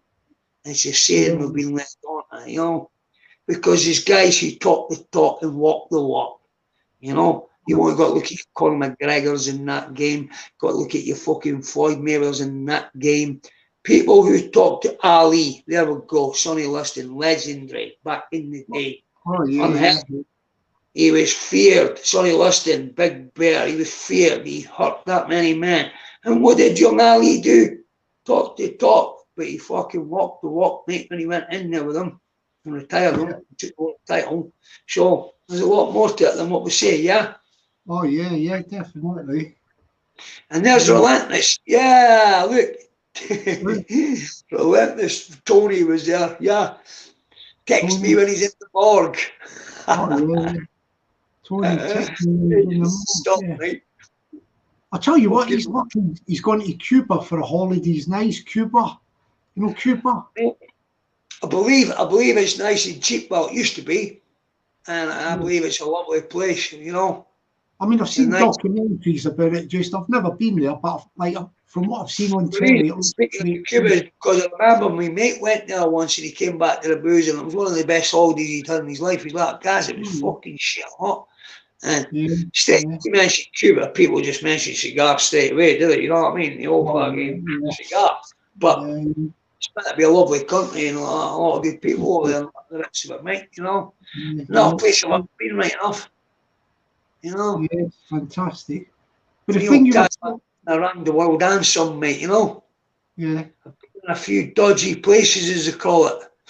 Oh yeah. I've seen your video. Did you watch that one? Yeah. Mercenaries, isn't it? Like you spell it with a Y, but don't you? Mercenaries, you know, like. Mercenaries of War. Yeah. What happened there was the guy came in from Bulgaria, Mihail Kunchev, big shout out, mate. And fucking knew more about my life than I knew about myself, mate. And he was a reporter, obviously, and he'd been researching me. And I just gave him an old USB flash disk and went, do what you want, mate. Basically thought I'd get about fucking 20 views, 30 views, mate. It went viral, mate, over 250,000. It's on nearly 300,000 views now, mate. And I said to him, just do what you fucking want with it. And what had happened is, I'd showed him a tattoo on the back of my neck, MOB. It stood for Mercenaries of Baghdad, the name of my book. Him being a clever man changed the video to Mercenary of War. Right? Very, very clever the way he done it. And left room for the book to come on in the back of that, because I'd made the mistake of fucking showing him the book by this time. And him being a clever man, I do believe that he'd scanned it and read it. He went back home. I'm not knocking him for this if he watches me out. I still love you, you know all that. We're still great mates. But I know he wrote a book called The Baghdad Mercenaries. Now, I've never read it because it's in fucking Russian, Bulgarian, whatever you want to call it. But I do believe it went top of the charts. It was a bestseller. And I never done due diligence on that lad either before, but he's a lovely guy. Nomad Chronicles is his platform, and he'd already done a few vids up there if you go on his channel. Michal Kunchev, Nomad Chronicles. One of them was very similar to mine. Very, very similar. And the other ones are in Brazilian BJJ. Yeah, 2 of them are black belts in these, mate. Yeah. Oh, that's good. Yeah, but I've got a big following over in Bulgaria, mate. I've never been there, but apparently he was a well-known lad. He had done The Secret Millionaire. He had done Hell's Kitchen with Gordon Ramsay and all that, mate. Yeah. He was quite popular over there. He still is. He's went on to bigger and better things in the last 3 years. Well, that was 2017 he done that, mate. Yeah. It's supposed to be nice. Bulgaria's a nice holiday place, you know, go for a holiday. holiday. A lot of them reach out to me from over there, mate, and a few guys in the chat spelled something that, and they stay over in Bulgaria, believe it or not, mate. So it's a small world, as you were saying earlier on there. It's amazing. Turn the corner and there's a fucking jock, mate. Yeah. There's a Jockney Sparrow lying in fucking Benidorm. Well, I remember my wife saying at one point at the airport, fucking hell, is it? Never spoke. Is there anywhere you can't go with it? All you heard was, Gary, not in the queue. Amazing, mate. You know, I'm like that. To my son. Small school teacher from school. No, he wasn't. I'm telling you, mate. Small school teacher. Davey Nichol, ex-professional football player, because my son's a football coach. And on the flight, guy comes up, catches on the back. All right, son, long time not to see you. I was like that. Hello. Small world, mate, eh? Yeah, the old school teacher on the flight, mate. Oh, it's good that one. That's good that one. I love your channel now, mate. I love it because it's so funny, mate. And if people don't get you, it's like when you look at the comments and you see the hatred or the stupidity, like that one when I was watching you, Jimmy Boyle, one of the day taking the dog for a walk, fucking legendary. And they show their mentality, you know, keyboard gangster and that, and you're like that. Wow. The guy's not even staying in Glasgow, he's in fucking London, you bell end. Number 2. Yeah. I mean, I tell the people on my bio, they know I'm in London, but they don't read nothing. But the thing is that Jimmy Boyle one about the actual dog taking it for a walk, you know, the dog in that, and Jimmy Boyle, that is actually true. I know that. It's a brilliant story, but that's true. I was a wee boy, like, to read the comments. I used to take his dog for a walk, and my mother, you know, the actual thing is an actual true thing. But what I said was, I was on Jimmy Boyle's film, and so they're all waiting when I'm watching the video to go in to find out what was it he done. What was it he done? You all think like, but I'm just a dog walker. Up to the crescendo, mate, and I had visions of you sitting on the back of the fucking Doberman Pinscher, you know. Baby Jockney Sparrow, mate, like that, fucking, oh, mate. But the people that watch it, they think when I'm watching that video, because I don't tell them straight away, I build it up. Of course, I've got you now, mate, I've got you. Yeah, they think I'm a gangster or something, and then I turn around and go, I was a dog walker. They all go, yeah. Fucking legendary, mate. Jeremy Kyle show, you know. Oh, it's funny, it was. Jeremy Kyle show. And the only good thing about this nonsense with the beast from the east and all the rest of this, mate, is it's brought a lot of good people together, yeah. And then it's left room for a lot of channels like yourself. I know you never went up there for subscribers letting us sell our views, but it does get to a point when you see all these clowns jumping on certain name tags and hashing. I never realised how it worked with the algorithm and all this nonsense to speak. But when 1,000 people, apparently subscribers, you get monetised, and as I said to you from day one, I thought, well, that's a good thing then, because then if I made any money, I would put it to a charity. And make it work for you then. But then you get the selfish people thinking, no, I'll make it work for me. Like certain is making money on fucking victims, and it's not nice, mate. And now the new petition to get moved off YouTube, and I think that will happen. And I came away with that one as well weeks ago. I went, listen, there's only one way to get this clown off of here, this narcissist, is for people to petition it and get this lad took down, because he's claiming to be an ambassador for mental health, what he ain't. Yeah, no, yeah. That's wrong, mate, because this is how Victor Mix got put onto him. She put mental health on Facebook and it directed it to her. So there is my point of law straight away. If he hadn't been masquerading as the fucking mental health ambassador, that poor lady wouldn't have been directed to him. Yeah? True enough. So yeah. there you go. There's an interesting point of law there straight away. So if he's want to be on there saying he's this and that, mate, and innocent people are going to get directed to him, and then all of a sudden from the meeting point it gets directed to his flat, not the hotel anymore because he's that famous, they might want his autograph. Now you get a victim getting led into a grey area. But he keeps his messages, he saves them all because then he could prove as he's done in the past, very devious man, that they're in love with him, they're stalking him, they love him, it's consensual sex. You know what I'm saying? That one is very, very scary, naughty. Yeah, I've got a question. I've got a question for you, Gary. This is just like you might. I don't know where you stand on it, but what's your position? What would you? Are you for or against an independent Scotland? What's your position on that? I've never voted in my life. You don't have to say if you don't want to, like. Oh, yeah, of course, yeah. That's what it is with me. I've never voted in my life ever. I never done religion because I just didn't go there. Catholic and Protestant, fucking nonsense. I never saw that. Celtic and Rangers and did it. I didn't get it, mate, from day one. And same as Scotland. I think now, yes, we would have been better off if we would have got it in the 70s when we had our oil and all the big money up in Aberdeen and all that, and the jobs for the boys. We could have been a very, like Norway, very small, but very successful. But now it's been bled dry, we're being milked and all the top ideas have come from Scotland, as you know, mate. We've invented everything. Yeah. Even down on these little games and everything were invented in Dundee, believe it or not. Some well, you used to have the comics up there, didn't you? You know the comics. Grand Theft Auto invented in Dundee, mate. Never mind fucking Bell and penicillin and telephone. Scotland's ideas have always been legendary. We know that. Yeah, definitely. William Wallace struck his first blow for Scottish independence in Dundee. Yeah? It's a plaque in the city centre. When an old bus station got took down and the plaque was behind the wall. A bus stop. And that was where William Wallace apparently stabbed his first Englishman. See that one there, Taz, look. Well, you don't get teddy bears in Dundee. An Arab's a Dundee United fan, or you get a DFC, a D-man. The D's are an Arab.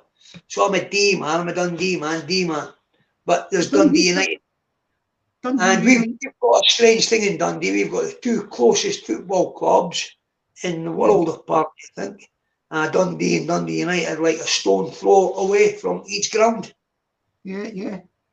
So I think Dundee United's the Arabs, isn't they? Are they the Arabs? Yeah. Dundee United. Yeah, Dundee United, DUFC. They're orange and black, and then we've got the Blues, which is DFC, Dundee Football Club. Yeah. But you support Dundee United. Are you Dundee United? No, I'm a Dundee man. Oh, okay, all right, yeah. Dundee man. Dundee man. Yeah. That's interesting. Yeah. Get done this into a Jockney Sparrow, Taz. Live question night, mate. Oh, yeah, let me ask some questions. Yeah, let me ask some questions from the chat. Right, fire away questions in the chat and I'll put them up there for them. We'll do about 10 questions or something. Yeah, let's go. Yeah, give us questions for Gary Taz Carroll from Dundee. A legend from Dundee with the Double DE. Parachute Regiment, mercenaries in Baghdad. I don't know if you want the terminology, soldier of fortune. Yeah, you know, that sort of thing, like. He's been in the theatres of war. Any questions for him, people? Oh, yeah, here you go. Hang on. Oh, I don't know if this is a question, but from Tony Burkett. As I heard Dickie Icky wants to share his train journeys with you. Wait a minute. Yeah, well, back to that one. I will only do it if fucking Anthony's my bodyguard. I've got a question here. Is your book out, Taz? Says so, John. Oh, very interesting. Lovely. Watch it, guys.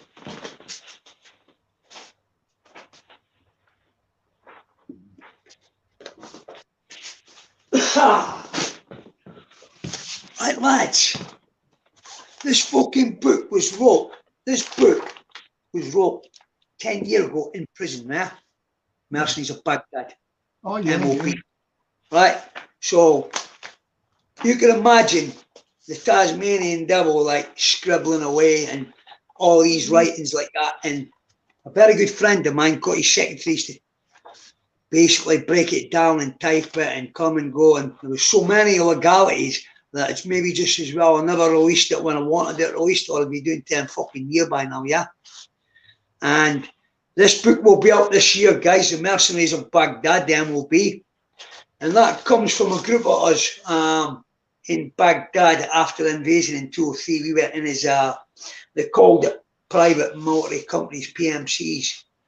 And the stories in that book, they're all my memoirs, basically, from what happened from day one and after the invasion, because I was over there January 2004, 2005, 2006, 2007, I got blown up with a roadside bomb and I got serious injuries, yeah? Broken back, shrapnelled up and smashed hands and got metal plates in this fucking hand, mate. And titanium plates. Do you know a bloke called Apache in Bridge of Weir? The Bridge of Weir is a small place, and if it's the Apache I remember, he was a motorbiker. Did it ring any bells? That could be the one, yeah, in the chat. See if that the guy was a motorbiker. I've got another one here, good one for you. This one from Caroline Bell. What was the fallout with Taz and the Army PTSD horse farm guy or whatever that right, is? Guys, I went into that with a guy come at me and opened a warrior ranch, it was called. It would have been a massive thing with horses and that to treat post-traumatic stress disorder veterans. Yeah. And me and him came out, I'm not going to badmouth him on here or whatever, best of luck to him what he's doing, but I lost a lot of money, £49,000. I walked away from it because it's veterans. And I just disagreed with a lot of things, what were getting said, getting done. And I didn't want my name technically getting held responsible for any of his wrongdoings. Because the lad had a mortgage, I think he thought it was fucking his place. Well, it doesn't work that way, mate. You only took a mortgage on a 43-acre ranch on horses. And a lot of people in charity as well think that because they're a charitable cause, everything should be donated. It means it's there for free. No fucking work that way either. If you put on a charity, you've got to be able to produce paperwork to explain where that £100 went, right down to the last. Not what I'm saying, guys, facts. So that was when I fell out with him and I walked away. And AJ will definitely get a signed copy of The Mercenaries of Baghdad. Here's my star at my show, Blue Boy. Come here. Right, you back from the garden. You going to behave? You going to behave, Blue Boy? You going to say hi? You behave very well. Come here, over here. This is just starting my show. Yeah.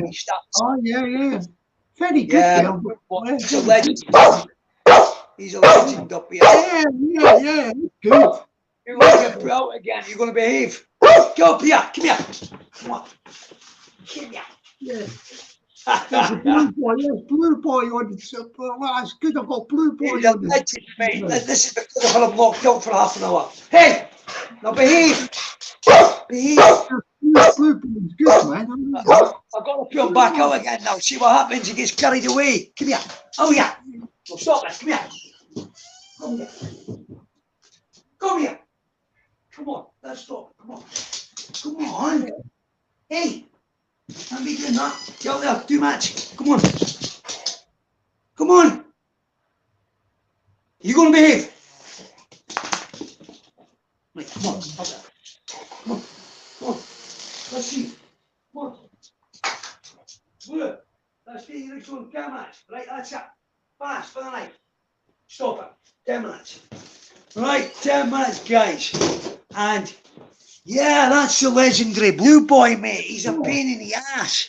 Yeah, I've just got another one from that Caroline Bell. You know, I call her Dinger. She don't like it when I call her Dinger. Dinger Bell. Like she's going on about a copy of the book. But I was just thinking, this is just an idea, suggestion to you. If I was you, I would look into doing these things. Maybe say Glasgow or Edinburgh, hire like, you know, like a hall thing or something, and do a talk to people and then get your books out and flog them. You know, like well, people can I've got one better now. I've got a management team now, and they're called Socialise. Have you checked them out on Socialise, mate? Yeah, and you'll see on a few things like I went on a couple of podcasts recently. One of them, Big Tax Man. Good shout out, Brian Cockrell and Emra. I've done two of them. Yeah, I like There's another one up there on a thing called the Liquid Boat Productions from London, Essex Crew. I've done a podcast with them guys as well last year. So now I've got the management team. I've got no problems with putting the book out this year. That'll be a bestseller. And I'll tell you why I was told that, because I've got fucking pictures to validate the stories I'm speaking about. And some of my pictures are fucking legendary, guys. Some of them are classics. A lot of people tell you that, mate. I'm at the scene of the crime, basically, when there's fucking bodies here and fucking vehicles on fire there and behind us. And the pictures speak 1,000 words, as you know. I thought about the book being a bestseller, mate, yeah? Oh, yeah, because, sorry, I thought your book you'd already wrote it, you know? Like, no, I've got it all printed up. I've got it PDF'd and... it's not been published yet. It's not been published yet. Picking more photographs to put in it. Yeah, I thought you'd published it. It was a note. No, I'll go this year, mate. Definitely be smashed out this year. Oh, hang on a minute. Caroline Bell. Caroline Bell will get a signed copy on the house. It's a defo. Caroline Bell. No, Tasman's done all right in life. He don't need money, mate. You know, just go about giving it away. Yeah. Nah. Yeah, it's good. Thanks, Caroline. Thank you. Yeah, it looks like you'll get a lot of people will be interested in your book, Tice. That was the only reason I came on YouTube, mate, and I thought I was a naughty boy and I got a lot of years in prison for serious things. And I thought, well, maybe I'll start telling the youth. And I never thought I'd change the world, mate, but I thought, well, fucking hell, we stop one young lad for putting a knife in his jacket. Or have you watched some of my podcasts? They're pretty heavy because I admit to carrying a blade from an early age. I admit to getting 3 years for a stabbing. I admit to getting 8 years for a shooting. I fucking got 4 years for organised crime, mate. I've done 15 years in prison, a long time as well. So you don't do it on a 1 or 3 and 8 and a 4. You think some boys learn the first time, but me, I'm a fucking late learner. Yeah, you know? that's like me as well. That's like me. Well, yeah, the class, but as I say, I've always had a good family behind us and supported, so I've always been able to maintain what I've got, mate. So I'm quite lucky in life. I've got my own house and all the rest of it, yeah. And it is what it is. But as I say, now the message is loud and clear. I've never condoned it. Violence, never. And I speak about it. And on that question now, the Tasmanian Devil got that nickname as a young lad because apparently when I kicked off, I was like that fucking cartoon, you know, the Tasmanian. I used to be back in the day. I liked that little Tasmanian Devil cartoon. I made the cartoon. And apparently one night when I smashed this fucking bar up, I had no recognition, mate. I'd fucking had a blackout, mate, and somebody went, fucking hell, like the Tasmanian Devil. And it stuck, mate, from them days on. My brother so called us. When you do the book, like, you know, your book that you're writing, does it start right at the beginning when you were young, like, you know, when you were a youngster? Oh, in 2010 when I got that 4 year for fucking organised crime. So the book starts, does it start, but do you mention anything about your younger days, you know, like when you were like... Yeah, it tells you a bit about the fucking... It's good, mate, because it jumps from my youth and into fucking scenarios over there, and yeah. I'll tell you what, mate, on the dedication at the very start of it, MOP, it says to this, mate, it goes by, the sweetest lady I ever kissed in life was another man's wife, my mother. Good. Oh, yeah. Blimey, no, that's nice, isn't This it? book Yeah. is dedicated to my late mother and father, who I believe walked with me each day. One on my right shoulder, my other on my left. The reason I believe this is simple. In life, I should have died many times before, up to now. Yeah. But you've got to believe in karma, and I do. So it's worked for me. And Good. if someone's looking down and protecting me, which I believe so, until the day we meet again, I'll keep doing what I do on the ground. That's good. Dodging bullets and doing what I do best, protecting others. Yours sincerely, Gary Carroll. Oh, fantastic. It's a bit of a poem, that, wasn't it? Right. That was a Well, poem. I've done a few poems in my time, and 5 of them are in a book over in Bulgaria. I gave the lad 5 of them went in a book over there. But in Mercenaries of War, you see a poem of mine called Baghdad Roulette. You watch that DVD, around in chamber, give it a barrel, press against the temple, feel the thrill, and that's in the book, and it's in that fucking documentary you're on about, mate. Oh, yeah, But yeah. That's it. And there's a lot of stories in it about the Parachute Regiment and the French Foreign Legion and fucking gang days when I was young and all this. Oh, Mickey Mouse. Yeah, so you've had a good bit of excitement over the years, Taz. You've had a good bit of excitement. So they say, mate. So they say. What happened was when I got blown up in 2007, mate, with my injuries, took us about 2 or 3 years to get back to normal. Like, started doing push-ups and that, getting back to fitness to a certain degree. And in 2014, all over the internet was this mad mob which had bounced up called ISIS. Well, when I fought them, they were called Al-Qaeda of Iraq. Yeah, I know what you're talking about. And they were led by a Jordanian called Abu al-Zarqawi, and he was a Jordanian, and he took the fight into Iraq against the Americans and the Brits. Anyway, fast forward now to 2014, and in come a mob called ISIS. Yeah? Yeah, remember that. In Arabic, they're called Daesh. Yeah. Black flag you always see with the white on it. And I remember and then that. they started making the beheading videos and all the naughty stuff. And they were a serious fucking mob, mate, So the Syrian war kicked off with the protests. And it split into that many splinter groups. And they got stronger and stronger, and they developed into a thing called ISIS, Daesh. Then broke down the barrier of Syria, drove over past top of Kurdistan and went right into a place called Mosul, northern Iraq, where they took 400 million in one day out the bank, and all the American fucking Humvees and Stingers and rocket launchers, and they got all the goodies, and they took it back into Syria with them. So they were a serious mob. So when I went over there in 2015, I joined the Kurds, the Kurdish army called the Peshmerga.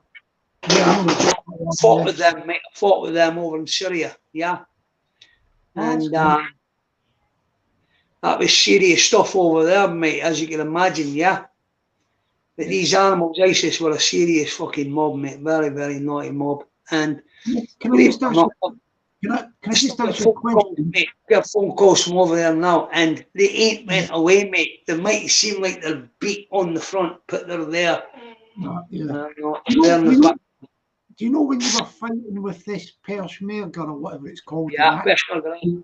Did you get any lolly for doing it, or did you do it for nothing? No, mate. Paid my own flights over there, paid my own bullets, paid everything. In the bodyguard, I was on 350 quid a day as a team leader, in charge of 14 men. Because I was an ex-parachute soldier and all the rest of it, and I was a team leader. I was given serious money to protect US generals. It's called Tier 1, Level 1, right? Cut a long story short, when I flew over there as a mercenary, I paid my own flights, paid my own bullets, bought my own weapons, and we maybe had a little team rule that if it went in your grab sack, you kept it. And I'm on about gold and diamonds and anything you came across, like that's facts as a mercenary. But we didn't get paid any money or that, mate, and we got fed in fucking naan bread and curry, and that's a fact. Because I believed there was help. Was it curry? Naan bread, mate. Naan bread and curry, that's what I was fed, that's what I was paid wages with. But the curry was nice, was it, Taz? Was the curry nice? Could have been gold some nights. What? I've got some fucking stories over there, mate. I've never told anybody, but I'll tell you, they'll come out in time. Yeah. Oh, it's fantastic. That's fantastic. That. Yeah, I think your book's going to be good when it's published. I think you'll do well with that. I've got no doubt about that, mate. And there's a lot of people now saying, I've got a meeting with a film director from Glasgow and a scriptwriter. And this is through my management, Mike, and that socialised. Big shout out to them. So they started making a little video 2 years ago called PTSD. Yeah? In Dundee. It's going to be done like the train spotting. You know, the Edinburgh Chabby language. Well, they were going to keep it done. And it was all about the drug problems, the depravity, all that social issues. Then our main star, a professional boxer called Mark Navarro, BKB guy, Dundee, good mate of mine, Mark, big shout out. He's out in the jungle as I speak. He's out in fucking some jungle finding himself just now. Sitting there, finding himself. Fucking legend, Mark Navarro. But anyway, so he sort of left things fucked up. And then the guy, Gary Fraser, went away to Newcastle and make a film down there about the local family down there. Right? We won't mention any names. And now he's been chased from them as well because he fucked up as well. But there's good things now. So there's now talks about this. Investors have came in and they've got a serious lolly.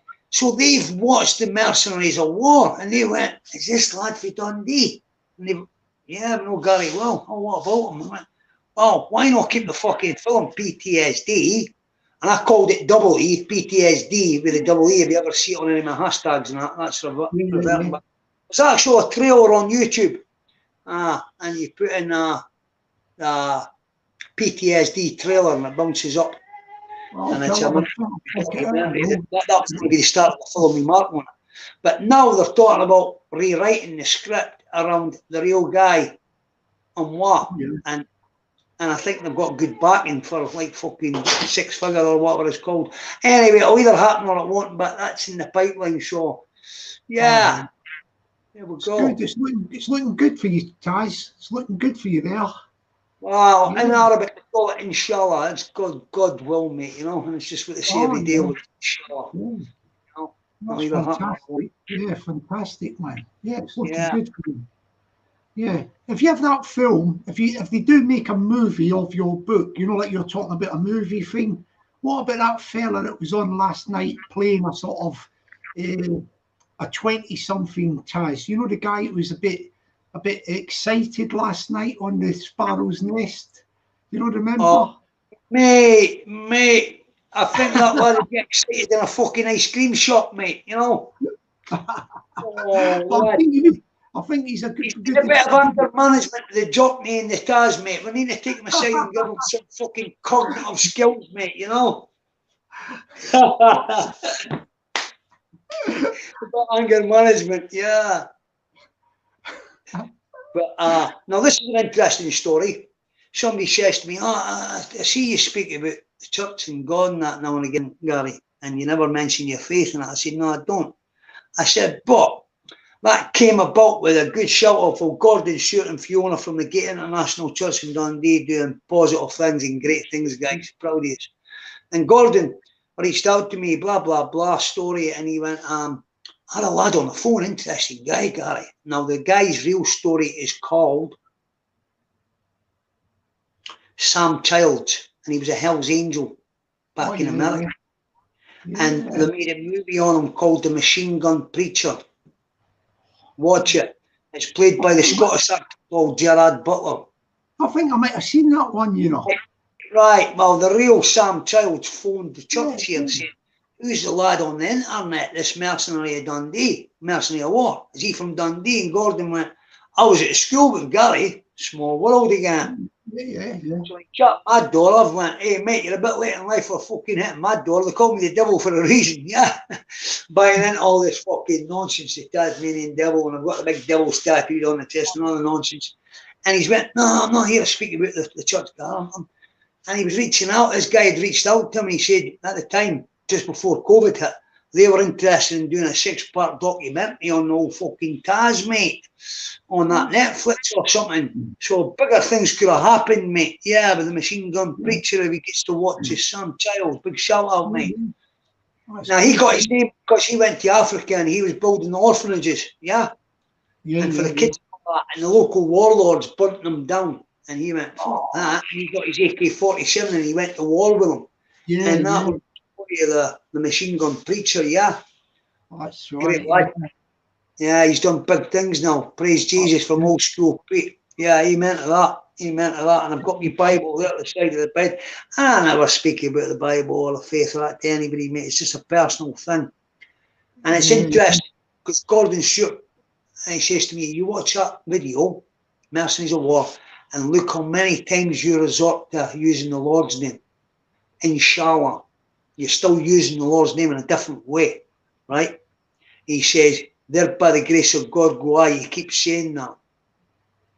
Yeah? So, it is quite interesting when you break it down and watch it, and so many times that you refer to the Lord. And even in this book, I don't know what made me put Proverbs and everything in it, but there's Proverbs in it, and certain, all the way through it, there's little quotes of certain things, referring to certain chapters, like a quote from Bohemian Rhapsody, right? Remember Queen? Great song. Man, with a gun against his head, pulled the trigger, now he's dead. Mama, life has just begun.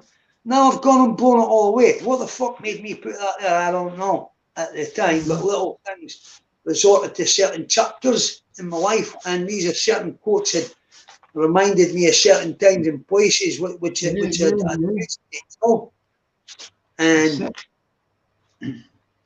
definitely, mate, it's crazy how you could refer to certain places. It's like a song and music. A song always takes you to a place and time. Yeah. Well, you know that song you're just singing, Queen Bohemian Rhapsody. I know where I was. I was in London at the time. But the thing is, when I heard that song, because it used to be the top 20, you know, the thing, Top of the Pops and all that. And I knew straight away the first time I heard that on the radio, like it was on the radio, I thought, that's number one. It went straight into number one, didn't it? You remember? Yeah, legendary song, right? Because he went away into that cappello and everything, right? As you know, a cappello, Jockney Sparrow, yeah. But listen, mate, I'm quite fucking sharp myself. But I'll tell you what, any real song, legendary song, doesn't matter how old you get, you start going, I remember that, and it takes you to a place in time, whether it be in a nightclub, in a bar, or a fight, or a situation. That song will always, in your head, put you to a certain place, and it's a great thing with music. Music is brilliant for that, mate, yeah? So, yeah, I've always been artistic myself. I've always wrote poems for an early age, and I always, being a guitar player, mate, I always wrote songs, yeah? And I've still got in the cover there, I've got my old songbook from 1996. And I tell you what it says on the very first page of it, quote from Bob Dylan, 1964, it's always lonely where I am. Oh, yeah. What the fuck made me write that in 1996? I don't know. Life's crazy, mate, you know. When you look back on a preordained, sometimes I think to myself, mate, it's a big lottery ticket. I'm all coming with a number from the man up there. He decides when we go. He decides when we leave us. So I've no fear of dying, mate. No fear, because we've all got to fucking go. And you can have £1 billion quid, as you said last night. Materialistic things mean nothing to me. I've had them all. The Rolexes, the Jeeps, the diamonds, the lot, mate. I don't want to keep it. Any man want to have £1 billion quid in his bank is a sad man. Put that in mind. Go about giving it away, mate. That's a fact. Yeah, you look after family and friends, of course you would. See the rest of it, fucking take it. Yeah, that's right. Yeah. That's it. Can I just say something? Hang on, Taz. I just spot the Russian language, and I know I've got fans in Russia. My Russian people in Moscow and Russia, and the Russian people, you know, I love you. Yeah, my Russian people, my people. Yeah, from Russia. In Russian, that's thank you, mate. Placebo. I always give them a shout at the Russians when they come on my channel. Yeah, mate. I like the Russian people. They're good there. Yeah. I mean, I'd like to go to Moscow. Moscow's good, isn't it? You know, Moscow. Oh, I'd love to go to Moscow. Vladivostok. Oh, mate, take me there any day. Yeah. I'll tell you what, you know the thing about Moscow, which is absolutely fantastic? The underground stations, you know, the tubes, they look like cathedrals and all. There's a lad on the YouTube and he does brilliant programs about going to all these little villages and everything and getting drunk with the locals and that. He's fucking great. He's an English lad. I'll have to get the name of the site for you, mate. It's brilliant. I watch it quite regular, mate. And he goes away there and he meets these old locals and he gives them money for going and buy a bottle of vodka. And he goes in the park and gets drunk with them all that. That's fucking great, mate. That's brilliant. He goes everywhere, this lunatic, mate. He goes in some fucking dangerous places. But yeah. Good. Oh, yeah. Still good stuff, isn't it? Before I go, the Elephant Castle down in London, trying to remember what part it was again. The Elephant Castle. That's a true story. You know, you've got the artist down there, Banksy. Oh, yeah. Well, my mate's still got a couple of his fucking Banksies on his wall as I speak. Yeah. Dundee lad. Yeah, he's got two of them on his wall, Banksy. And Banksy was staying at his fucking flat at this time, and no one knew who he was, and a lot of them still don't, you know. And Banksy is famous for, if you don't know who Banksy is, the graffiti artist in London, guys. And he's on the side of a pub and he'll do the balloon. And I've got one just around the corner here. Yeah, mate, they've actually removed bits of fucking breeze block and put them away for safety because they're worth £300,000 and everything. It's crazy, Banksy. So my mate's got two original Banksies on his wall. And me mate, in them days when we went down to London, I don't know if the old fucking Jockney Sparrow done it this way, mate, but it was, they'd put the door in, right, and they'd just take a house. Yeah. Squatters' rights. Remember, squatters' rights. Yeah. Yeah. In them days, if you lived there over a period of time, you then said, this flat's mine. Yeah, that's good. Obviously, they changed the law to get around all that and that. But anyway, man, mate down there, Stook, big shout out if you watch this, Stook, he's still there. 40-year fucking legend, mate. And he paints to a very high standard. No, he's a painting decorator, but all the big top house. I'm all about like that, the oak wood beams and everything. That'd all get like scrubbed down for a week, like, and then he'd come in and varnish it and all that. You know, all the top level houses, mate, down there. You know, the rich area. What's it called again? Belgrave. Yeah, Belgravia. Yeah. It's just, all the bad posh houses and that he was involved in. Anyway, he went down and spotted, and the pub on the corner was the Elephant and Castle. I can't remember the area. And fucking anyway, he got that house and he fucking owns it now, and it's worth about $2 million now, mate. That flat. As you know, a flat in London, hard to get, and it all depends on the area it's in, lads. And then price goes bump up, right? Like any property game.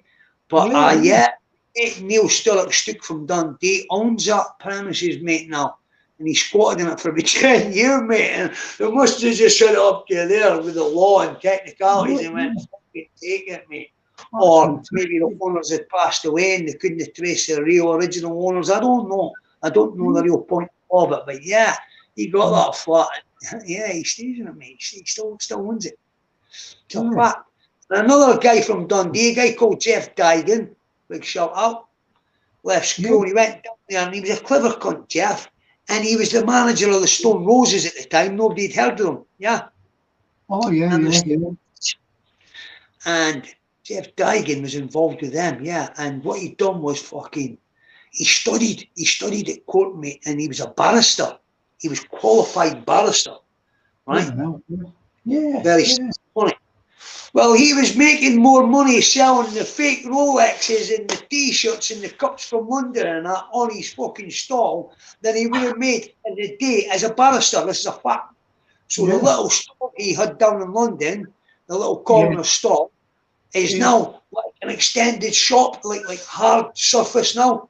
It used to be like one of these little places where you'd sell a T-shirt over at the tourists stall. And then, because he stayed the pace and all that, and he was one of the first guys to go to Thailand and bring in the fake watches and all that back in the 80s, early 80s. And yeah, he done very well for himself, multi-millionaire now, Jeff. Very, very clever lad. And that stall still stands to the day in London, mate. But it's like a shop now, premises. Yeah. Goes right back. Getting all the hats, the little Chinese getting the cups and that, mate, in the hats in all London. Yeah, Sparrow.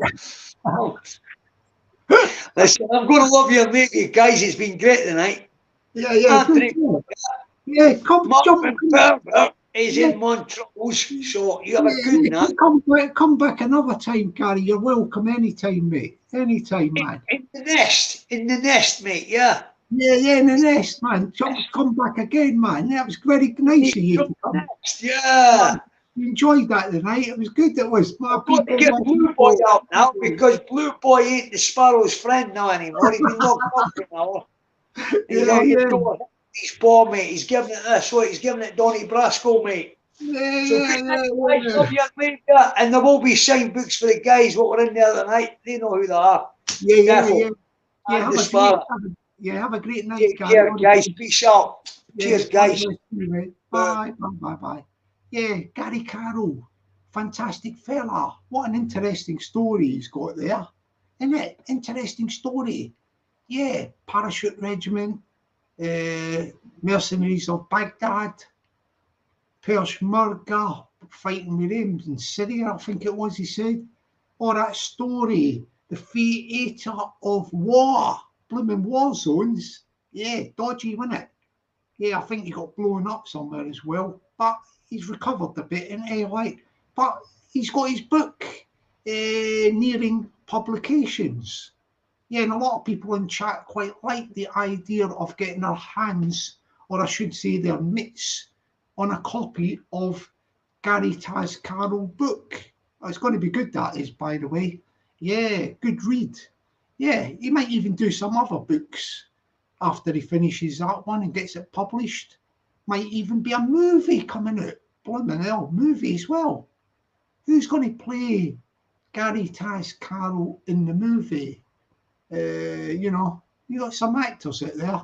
Yeah, some actors out there. Yeah, but that was fantastic. I really enjoyed that. I think the people in the chat, what do you call it? Let me ask Peggy a question. Yeah, Peggy, this fella called, where is he here? He keeps on crying for a spanner. See this guy here, Snake Pit on Tour, Snake Pit _pit _ on _ tour. Is he worthy of a spanner? Is he, should he get a spanner? Peggy is my what do you call it, assistant on the Sparrow's Nest. She tells me like who gets what, like okays it. I mean, I don't know if you're okay. You might be dodgy, man. You might be like a sort of troll or something. So I only go on Peggy's words. Peggy tells me who is worthy and who is able to get a spanner. Okay, you're going to get one. Look, she's cleared you. She's vetted you. Peggy has vetted you. I'm going to get this spanner for you. Hang on. What's his name again? Hang on, what's his name again? The guy? Snake Pit on Tour, innit? All right, let me get the spanner for the fella.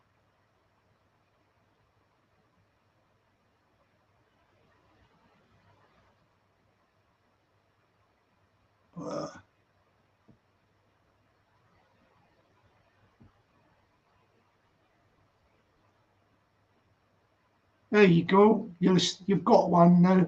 That means that the next time you come on my other lives, when I do one tomorrow, I think you'll automatically get your spanners, I think. So I won't have to do it again.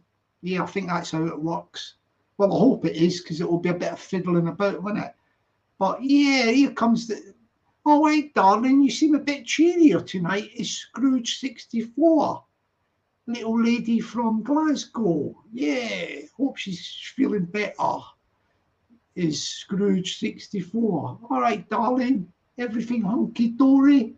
Yeah, nice chat with Gary Chas Carroll from the great city of Dundee, well known for his military endeavours, first off in the parachute regiments, then as a mercenary in Baghdad, where he got blown up, and then he was a mercenary in Syria, fighting alongside Peshmerga.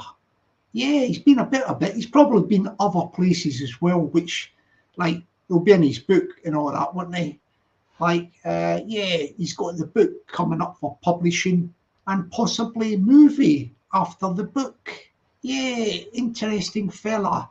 He will probably jump on again to the Sparrow's Nest.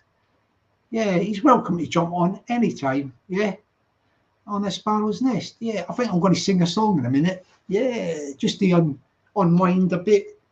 Yeah, we've got about, what, 41? Who wants to come on for a quick one? Hang on, a quick chat. Let's see if Thing will come on for 5 minutes before I do a song and Thing me up. I'll tell you, I know who might come on. Where is he? Oi, Monk. You, that's a bit sharp, that one, wasn't it? Oi, Monk. Oi, Monk. Yeah. Sorry, Monk. Monk, if you fancy flying on the Sparrow's Nest. This is unintentional comedy there. I'll put the link in case Monk wants to come on and say hello. He might not want to, but I'll just put the link in because I'll be going soon anyway. I'll just do it. He might want a quick 5 minutes while the other fella's know about it. You know the other fella? Yeah. Yeah, I won't say his name in case he might be just watching the thing and he'll jump on. They'll have a Barney in the two of them, wouldn't they? Yeah. Imagine them having a Barney again. Josh and Monk. Oh, blooming hell. Yeah. I'll put the link there if you want to jump on for a quick 5 minutes, Monk. You're welcome. If not, I will just wind down towards the 10 o'clock finish where I will sing a song. Yeah, the cover version of Elvis Presley. Yeah. See, if Monk comes on, Josh might ambush him. He could just be watching the chat. He could be, couldn't he? What do you think, Monk? You chancing it for 5 minutes? My people, yeah. Monk might be just chilling out with a cup of coffee or something. So he's just doing the chat, and he don't have to jump on, Monk. Don't worry, fella.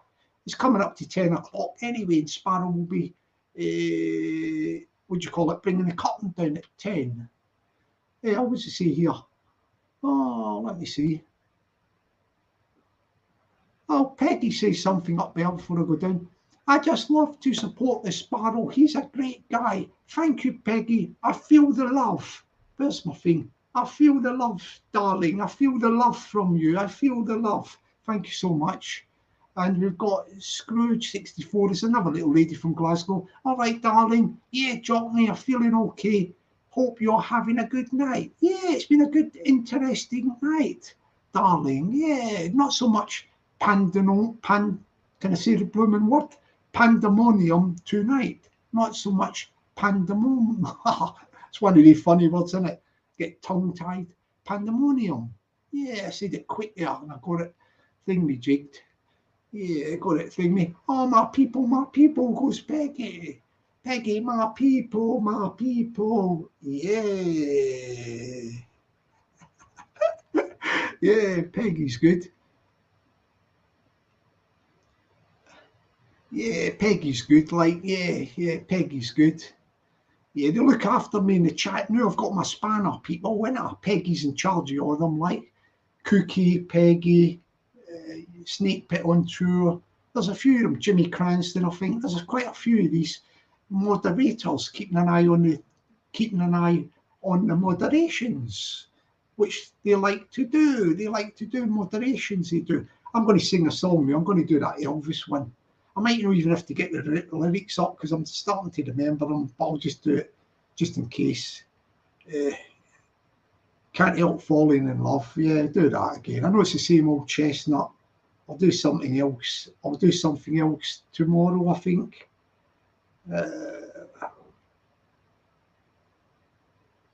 because I like singing that one. The Sparrow likes singing that one. She's disappeared. I hope she's all right. You remember the one called Ida? Do you remember Ida? She might be on holiday or something or whatever. She might be on holiday. I hope she's okay, but wherever she is, Ida, because this was dedicated to her mum and dad, wasn't it? Like they liked that song. They did. Yeah, Ida's mum and dad liked that song. Let me sing this one. Lyrics. Here we go. Yeah, from Sparrow, Elvis Presley, Can't Help Falling in Love, or even UB40. Yeah. Wise men say only fools rush in, but I can't help falling in love with you. Like a river flows surely to the sea, darling, so it goes. Some things are meant to be. Take my hand, take my whole life too, for I can't help falling in love with you. Like a river flows surely to the sea, darling, so it goes. Some things are meant to be. Take my hand, take my whole life too, for I can't help falling in love with you. For I can't help falling in love with you. A cappella, my people, yeah. I don't know if I missed it a little bit of that at the beginning there, you know. I might do it again just to spoil you. So I will do it again. Sparrow will spoil you by going straight into it and doing that again. I think I might have just missed out one of the lines of the song. So we will go again. Here we go. With my tongue. Here we go this time. Wise men say only fools rush in, but I can't help falling in love with you. Shall I stay? Would it be a sin? I can't help falling in love with you.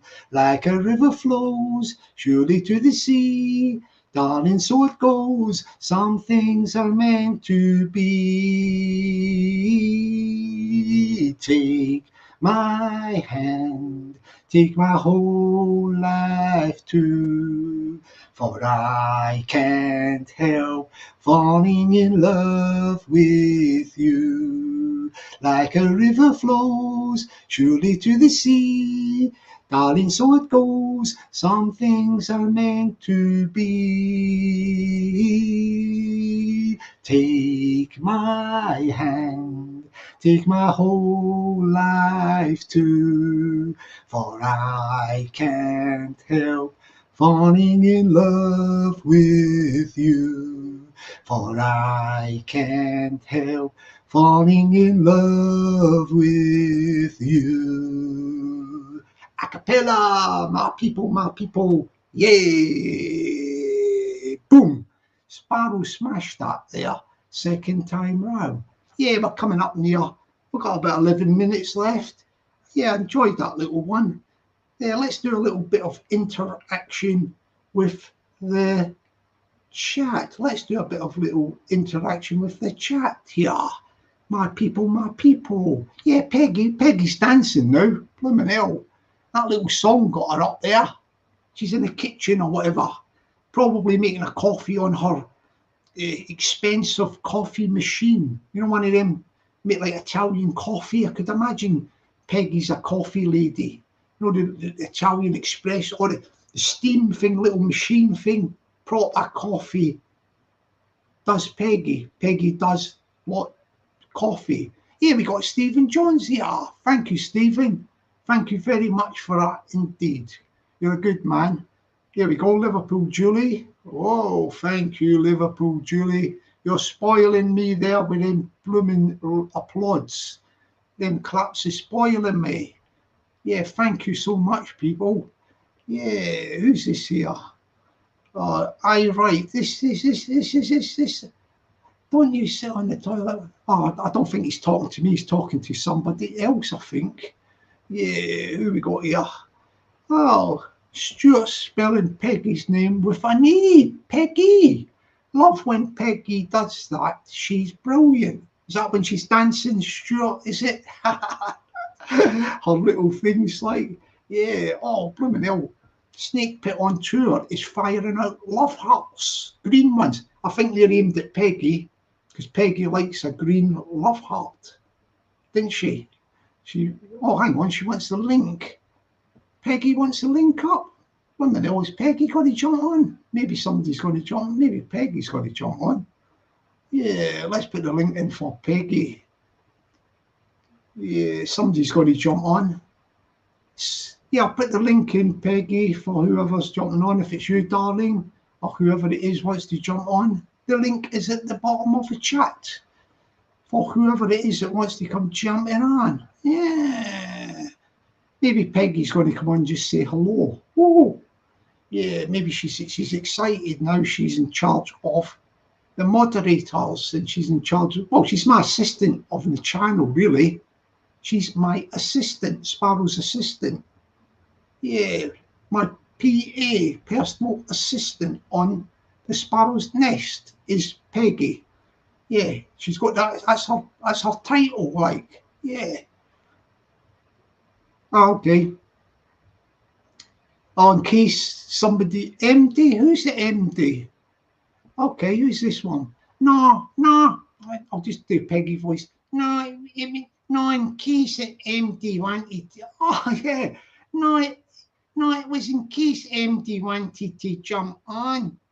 No, it was in case MD wanted to jump on. Maybe the wee guy is watching, but he's not in the chat. You know, the fella, yeah, the fella who's up for the, you know, the bare knuckle boxing in Glasgow. You know the fella, Tommy from Don't Hate Relate. Sometimes he comes in at the last minute. Tommy from Don't Hate Relate. Yeah, the Sparrow is backing the fella. He's putting himself out there to go on the 3D Fight Club in Glasgow in the summer. And he's called out the other fella. Yeah, he's sort of called him out. Like they had an ongoing beef for over a year. And wee Tommy, I had a chat with wee Tommy last night. And he thinks that he'll make some lolly out of a fight with Darren Carson from Carson TV. Yeah, it's as if Darren accepts the challenge. Otherwise, Tommy is going to fight anybody else. Tommy will get another opponent. So that Darren Carson has got to get in contact with the Sparrow, probably. Send me a message just on my comments or something and tell us if you're interested, because we're getting in contact with Dougie and Dean Lynch Ward. Because we, Tommy, from Don't Hate Relate channel, definitely wants to fight in the summer card in Glasgow. It gives him something to aim for, train, keeps him busy, and he's going to get some wonga, some rubles, some lolly, some dosh. Yeah, it's a win-win. So if you're up for that, Darren Carson from Carson TV fellow, get in touch and we'll see if we can make this fight happen at the 3D Fight Club in Glasgow. You're going to have to get back pronto because Dougie and Dean are probably getting in touch probably tomorrow at the latest. And what we'll do is if you're not interested, then he's going to get another opponent. So let us know what your position is on it. You can't hang about with that. You've got to get in there first to get your name on the, get in the list. The wee guy's fired up for it. Tommy from Don't Hate Relate. Yeah, I'll put the link in case he's going to jump on again. Yeah, big shout out to the Tommy, sorry. Tommy Don't Hate Relate's girlfriend. Yeah, or Mrs. as they call it. Lynn, her name is Lynn from Glasgow. Lynn. Yeah, good luck to you. Sparrow sends his regards. Oh yeah, and I did say previously that the wee Tommy who's turned up, he's came in out from the cold light, that he is oh yeah, oh hang on, I'll say it when the Monk's coming on. Let me talk to Monk. Oh yeah. Oi, oi. How are you, What? Monk? How are you, Sparrow? Sorry. Oh, I like that red light you've got on there. Yes, to match my mood. Oh yeah, it looks fiery, man. Fiery. no, this is just me hot-blooded. You were on fire. You were on fire yesterday, fella. Blooming hell, man. You were firing on all cylinders, mate. Yeah. Do you know what, though? I didn't want to bring that on your channel, man, but no worries. you know, things had to be said, but that's it now. My hands are done with it. I'm moving on. He can carry on doing what he does for his subs or whatever, but that's it. I don't want to mention his name. Just move on. Do you know what I mean? Yeah, we'll forget about it. It's just silly. I can't argue with children, man. It's just stupid. Yeah, I wouldn't mention his name after we have this little chat thing. I won't mention his name. Like, you know, I mean, I just wanted to come on and say I enjoyed the chat. Now, I mean, I'll be mentioning his name like the chat. You know, like I won't talk about the the two you having. No, that's all. You can talk about whatever you want, mate. I'm just saying I won't be calling him out, or do you know what I mean? I won't be doing any of that. He derailed me off what I was doing, to be fair. So I'm going back on that path again. Do you know what I mean? I had a quick turn off and turn back on, but I just watching your live early on, man. Taz, mate, he's a very interesting guy, isn't he? Oh yeah. He's been a bit. Yeah. I love his stories, man. Like my dad was in 5 wars, as well. 5. And he still serves now. So my dad's American, yeah. Oh, and he served in the US Air Force. He was in 5 wars, and he now is part of the US government. He's out in Shangying, China. God, the Bennett, yeah. Working over there. He retires in a year, and after that, I'm going to get him on and tell some stories because he's got some crazy stories. Yeah, blooming hell, 5 wars is a lot, isn't it? Aye. 5 wars is a lot. Yeah, but do you know the interesting thing? Do you want to know the interesting thing about it all? He never picked up a weapon. Oh, no. Never picked up a weapon. Yeah, yeah. Well, that's good at least, but at least he served for his country and all that. Oh, stuff, yeah. He definitely served for his country. He's an intelligence guy. Very, very high up. Yeah. Oh, yeah. Yeah, that's good. Yeah. So how are you doing with the music, Monk? Are you still fiddling a bit? But yeah, Taz is very interesting, man. Yeah.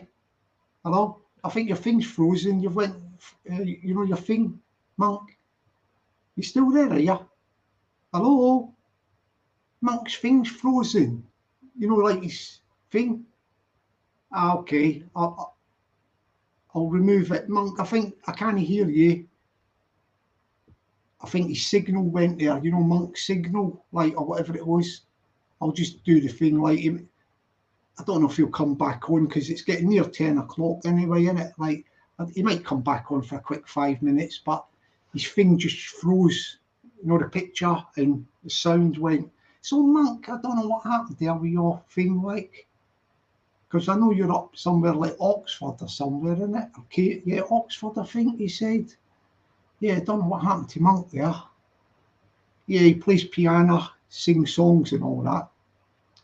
Really, really good he is on piano and singing.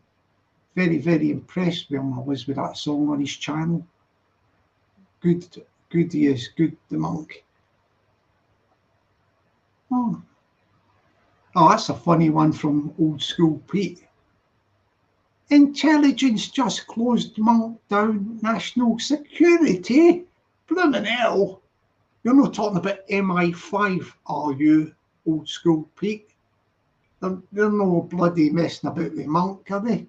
Okay, there's Monk there, look. Yeah, what happened is it just froze. It must be, it's probably to do with your Wi-Fi or up that way at Oxford or wherever it is. Because my thing's quite pucker. I've got this fibre stuff and all that. But your picture just froze. Like I could see you and all that. Like, it was like it turned into a picture, like photograph, like but there was no sound or nothing, so he was stuck. Well, you come on another time, yeah, if you want to leave it, because I'm going to be going in a minute. Yeah, the Sparrow's going to go, so I'm just going to say goodbye to people in, what do you call it, in chat. So, yeah, I'm going to just say a few goodbyes, and then I'm going to call it a night. I'll be back tomorrow, yeah. I think all my moderators will still have the spanners tomorrow. My assistant in charge of the channel, yeah, she's an assistant of the channel. Peggy is in charge of all moderators and everything, yeah. But hopefully everybody that got the spanners will still have them tomorrow, you know, like you'll get it automatically, I think. Right, yeah, see. So I'll say good night to, who's this one here? Good night to exposing trolls and wrongins. Yeah, good night, exposing trolls and wrongins. Oh, before I say good night to Tai O'Toy, big shout out to the people of New Zealand Maoris. You know the Maori people? Tai O'Toy, top Maori, and Sparrow's big shout out to all the Maoris in New Zealand. Sparrow loves all the Maoris in New Zealand. Yeah, Sparrow sends his love to the Maoris in New Zealand. Yeah, and a good night to Tai O'Toy, who is a New Zealand Maori. Good night to you, fella. Good night to the Jimmy Cranston. Yeah. Yeah, I'll do Peggy last because she's in charge of the thing, isn't she? Oh, good night to Monk. Yeah, I just say Monk, shorten it down a bit, doesn't it? Because when I talk to him, it's better than going flying Monk, isn't it? So Monk, good night to you, fella. Have a good evening and enjoy your rest of your night. Thanks for jumping on, by the way. We'll have a longer chat tomorrow or something if you jump on again. I did say good night to, did I say good night to Stuart Ralston? Yeah, good night, Stuart. Enjoy Rise of the Foot Soldier. God, he's going to get excited by that one, isn't he? Yeah, I've got to say good night to the old school, wouldn't I? You know, Pete, old school. Yeah, good night, Pete. Good night, top fella, old school Pete. Yeah, I did say good night to Snake Pit on Tour, didn't I? Good night, Snake Pit on Tour. Good night. Oh, So Jock. Good night to the So Jock. Good night, So Jock. Yeah, top fella. Oh, I hope you're a fella if you are. Good night, So Jock. Oh, there I've got another one. This is a cheeky one. I'm going to have to say good night to him as well. I think he was cheeky with me. All right. Good night, all right. Yeah. Good night, all right. Maybe all right wasn't cheeky to me because they play games in the chat, not in the chat. But good night, all right, from the Sparrow. No problemo. Oh, yeah, he's a good guy coming up. Good night to Stephen Jones. He's a good fella, this guy. Yeah, I like his picture. He's got a nice suntan and all that. You're looking good and healthy there, Stephen Jones. Very good. Good night to Stephen Jones. Yeah, here we go. Yeah. Oh, look, I'm going to do a special announcement. I'll say my good night to Peggy at the end, but this is a special announcement from Peggy. Oh, Sparrow, I have had a banging night. Respect to all who came on the panel. Big shout out for the assistant of the channel, my channel assistant, Peggy. She's a channel assistant. Yeah, she's second in command of the Sparrow's Nest. Yeah, there you go. And then we go down to, we've done Jimmy Cranston, we've done most of people, Stephen Jones, Peggy, Liverpool Julie. Good night to Liverpool Julie. Good night, Liverpool Julie. Have a good evening. Yeah, thank you so much. Good, very good messages from Liverpool Julie. I like the comments, they're lovely. Feel the love from the Sparrow. Here we go down a bit. Ooh. Done them. All right. Cat Weasel, there's one that I've missed out. I'm just checking out.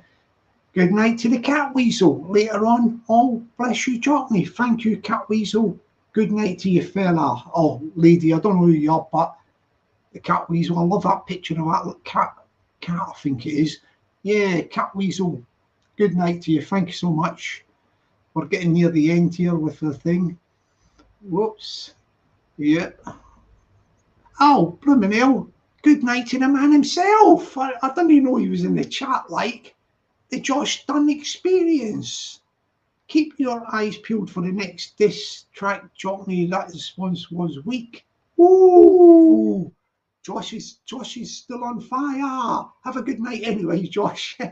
I'll catch you tomorrow. Maybe you'll jump on tomorrow. Yeah, maybe you'll jump on, and maybe Flying Monk will jump on as well. But I'm trying to keep sort of neutral between you. I don't really want to stir it up with you, you know. Like, I'll just leave you to it. Yeah. And we've got who else? Oh, yeah, good night to Land. What's this? Good night. Oh, Land Pirate. I'm going to say good night to you. I'm going in a minute and you say that to me. Oh, Land Pirate. What are you doing? Yeah, the Sparrow. Yeah, good night, Land Pirate. I'll let you off with that one. Oh, Scrooge 64. Good night, darling. Scrooge 64, little lady from Glasgow, I think. Good night, darling. I'm from the Brig Sparrow. Night, Sparrow. Night, Peggy. Yeah, good night, darling. Good night to Scrooge 64. Good night, darling. Good night to you. Yep. Getting near the end here. Whoops. Yeah, we're getting down near the end and I'll sign off. That's it.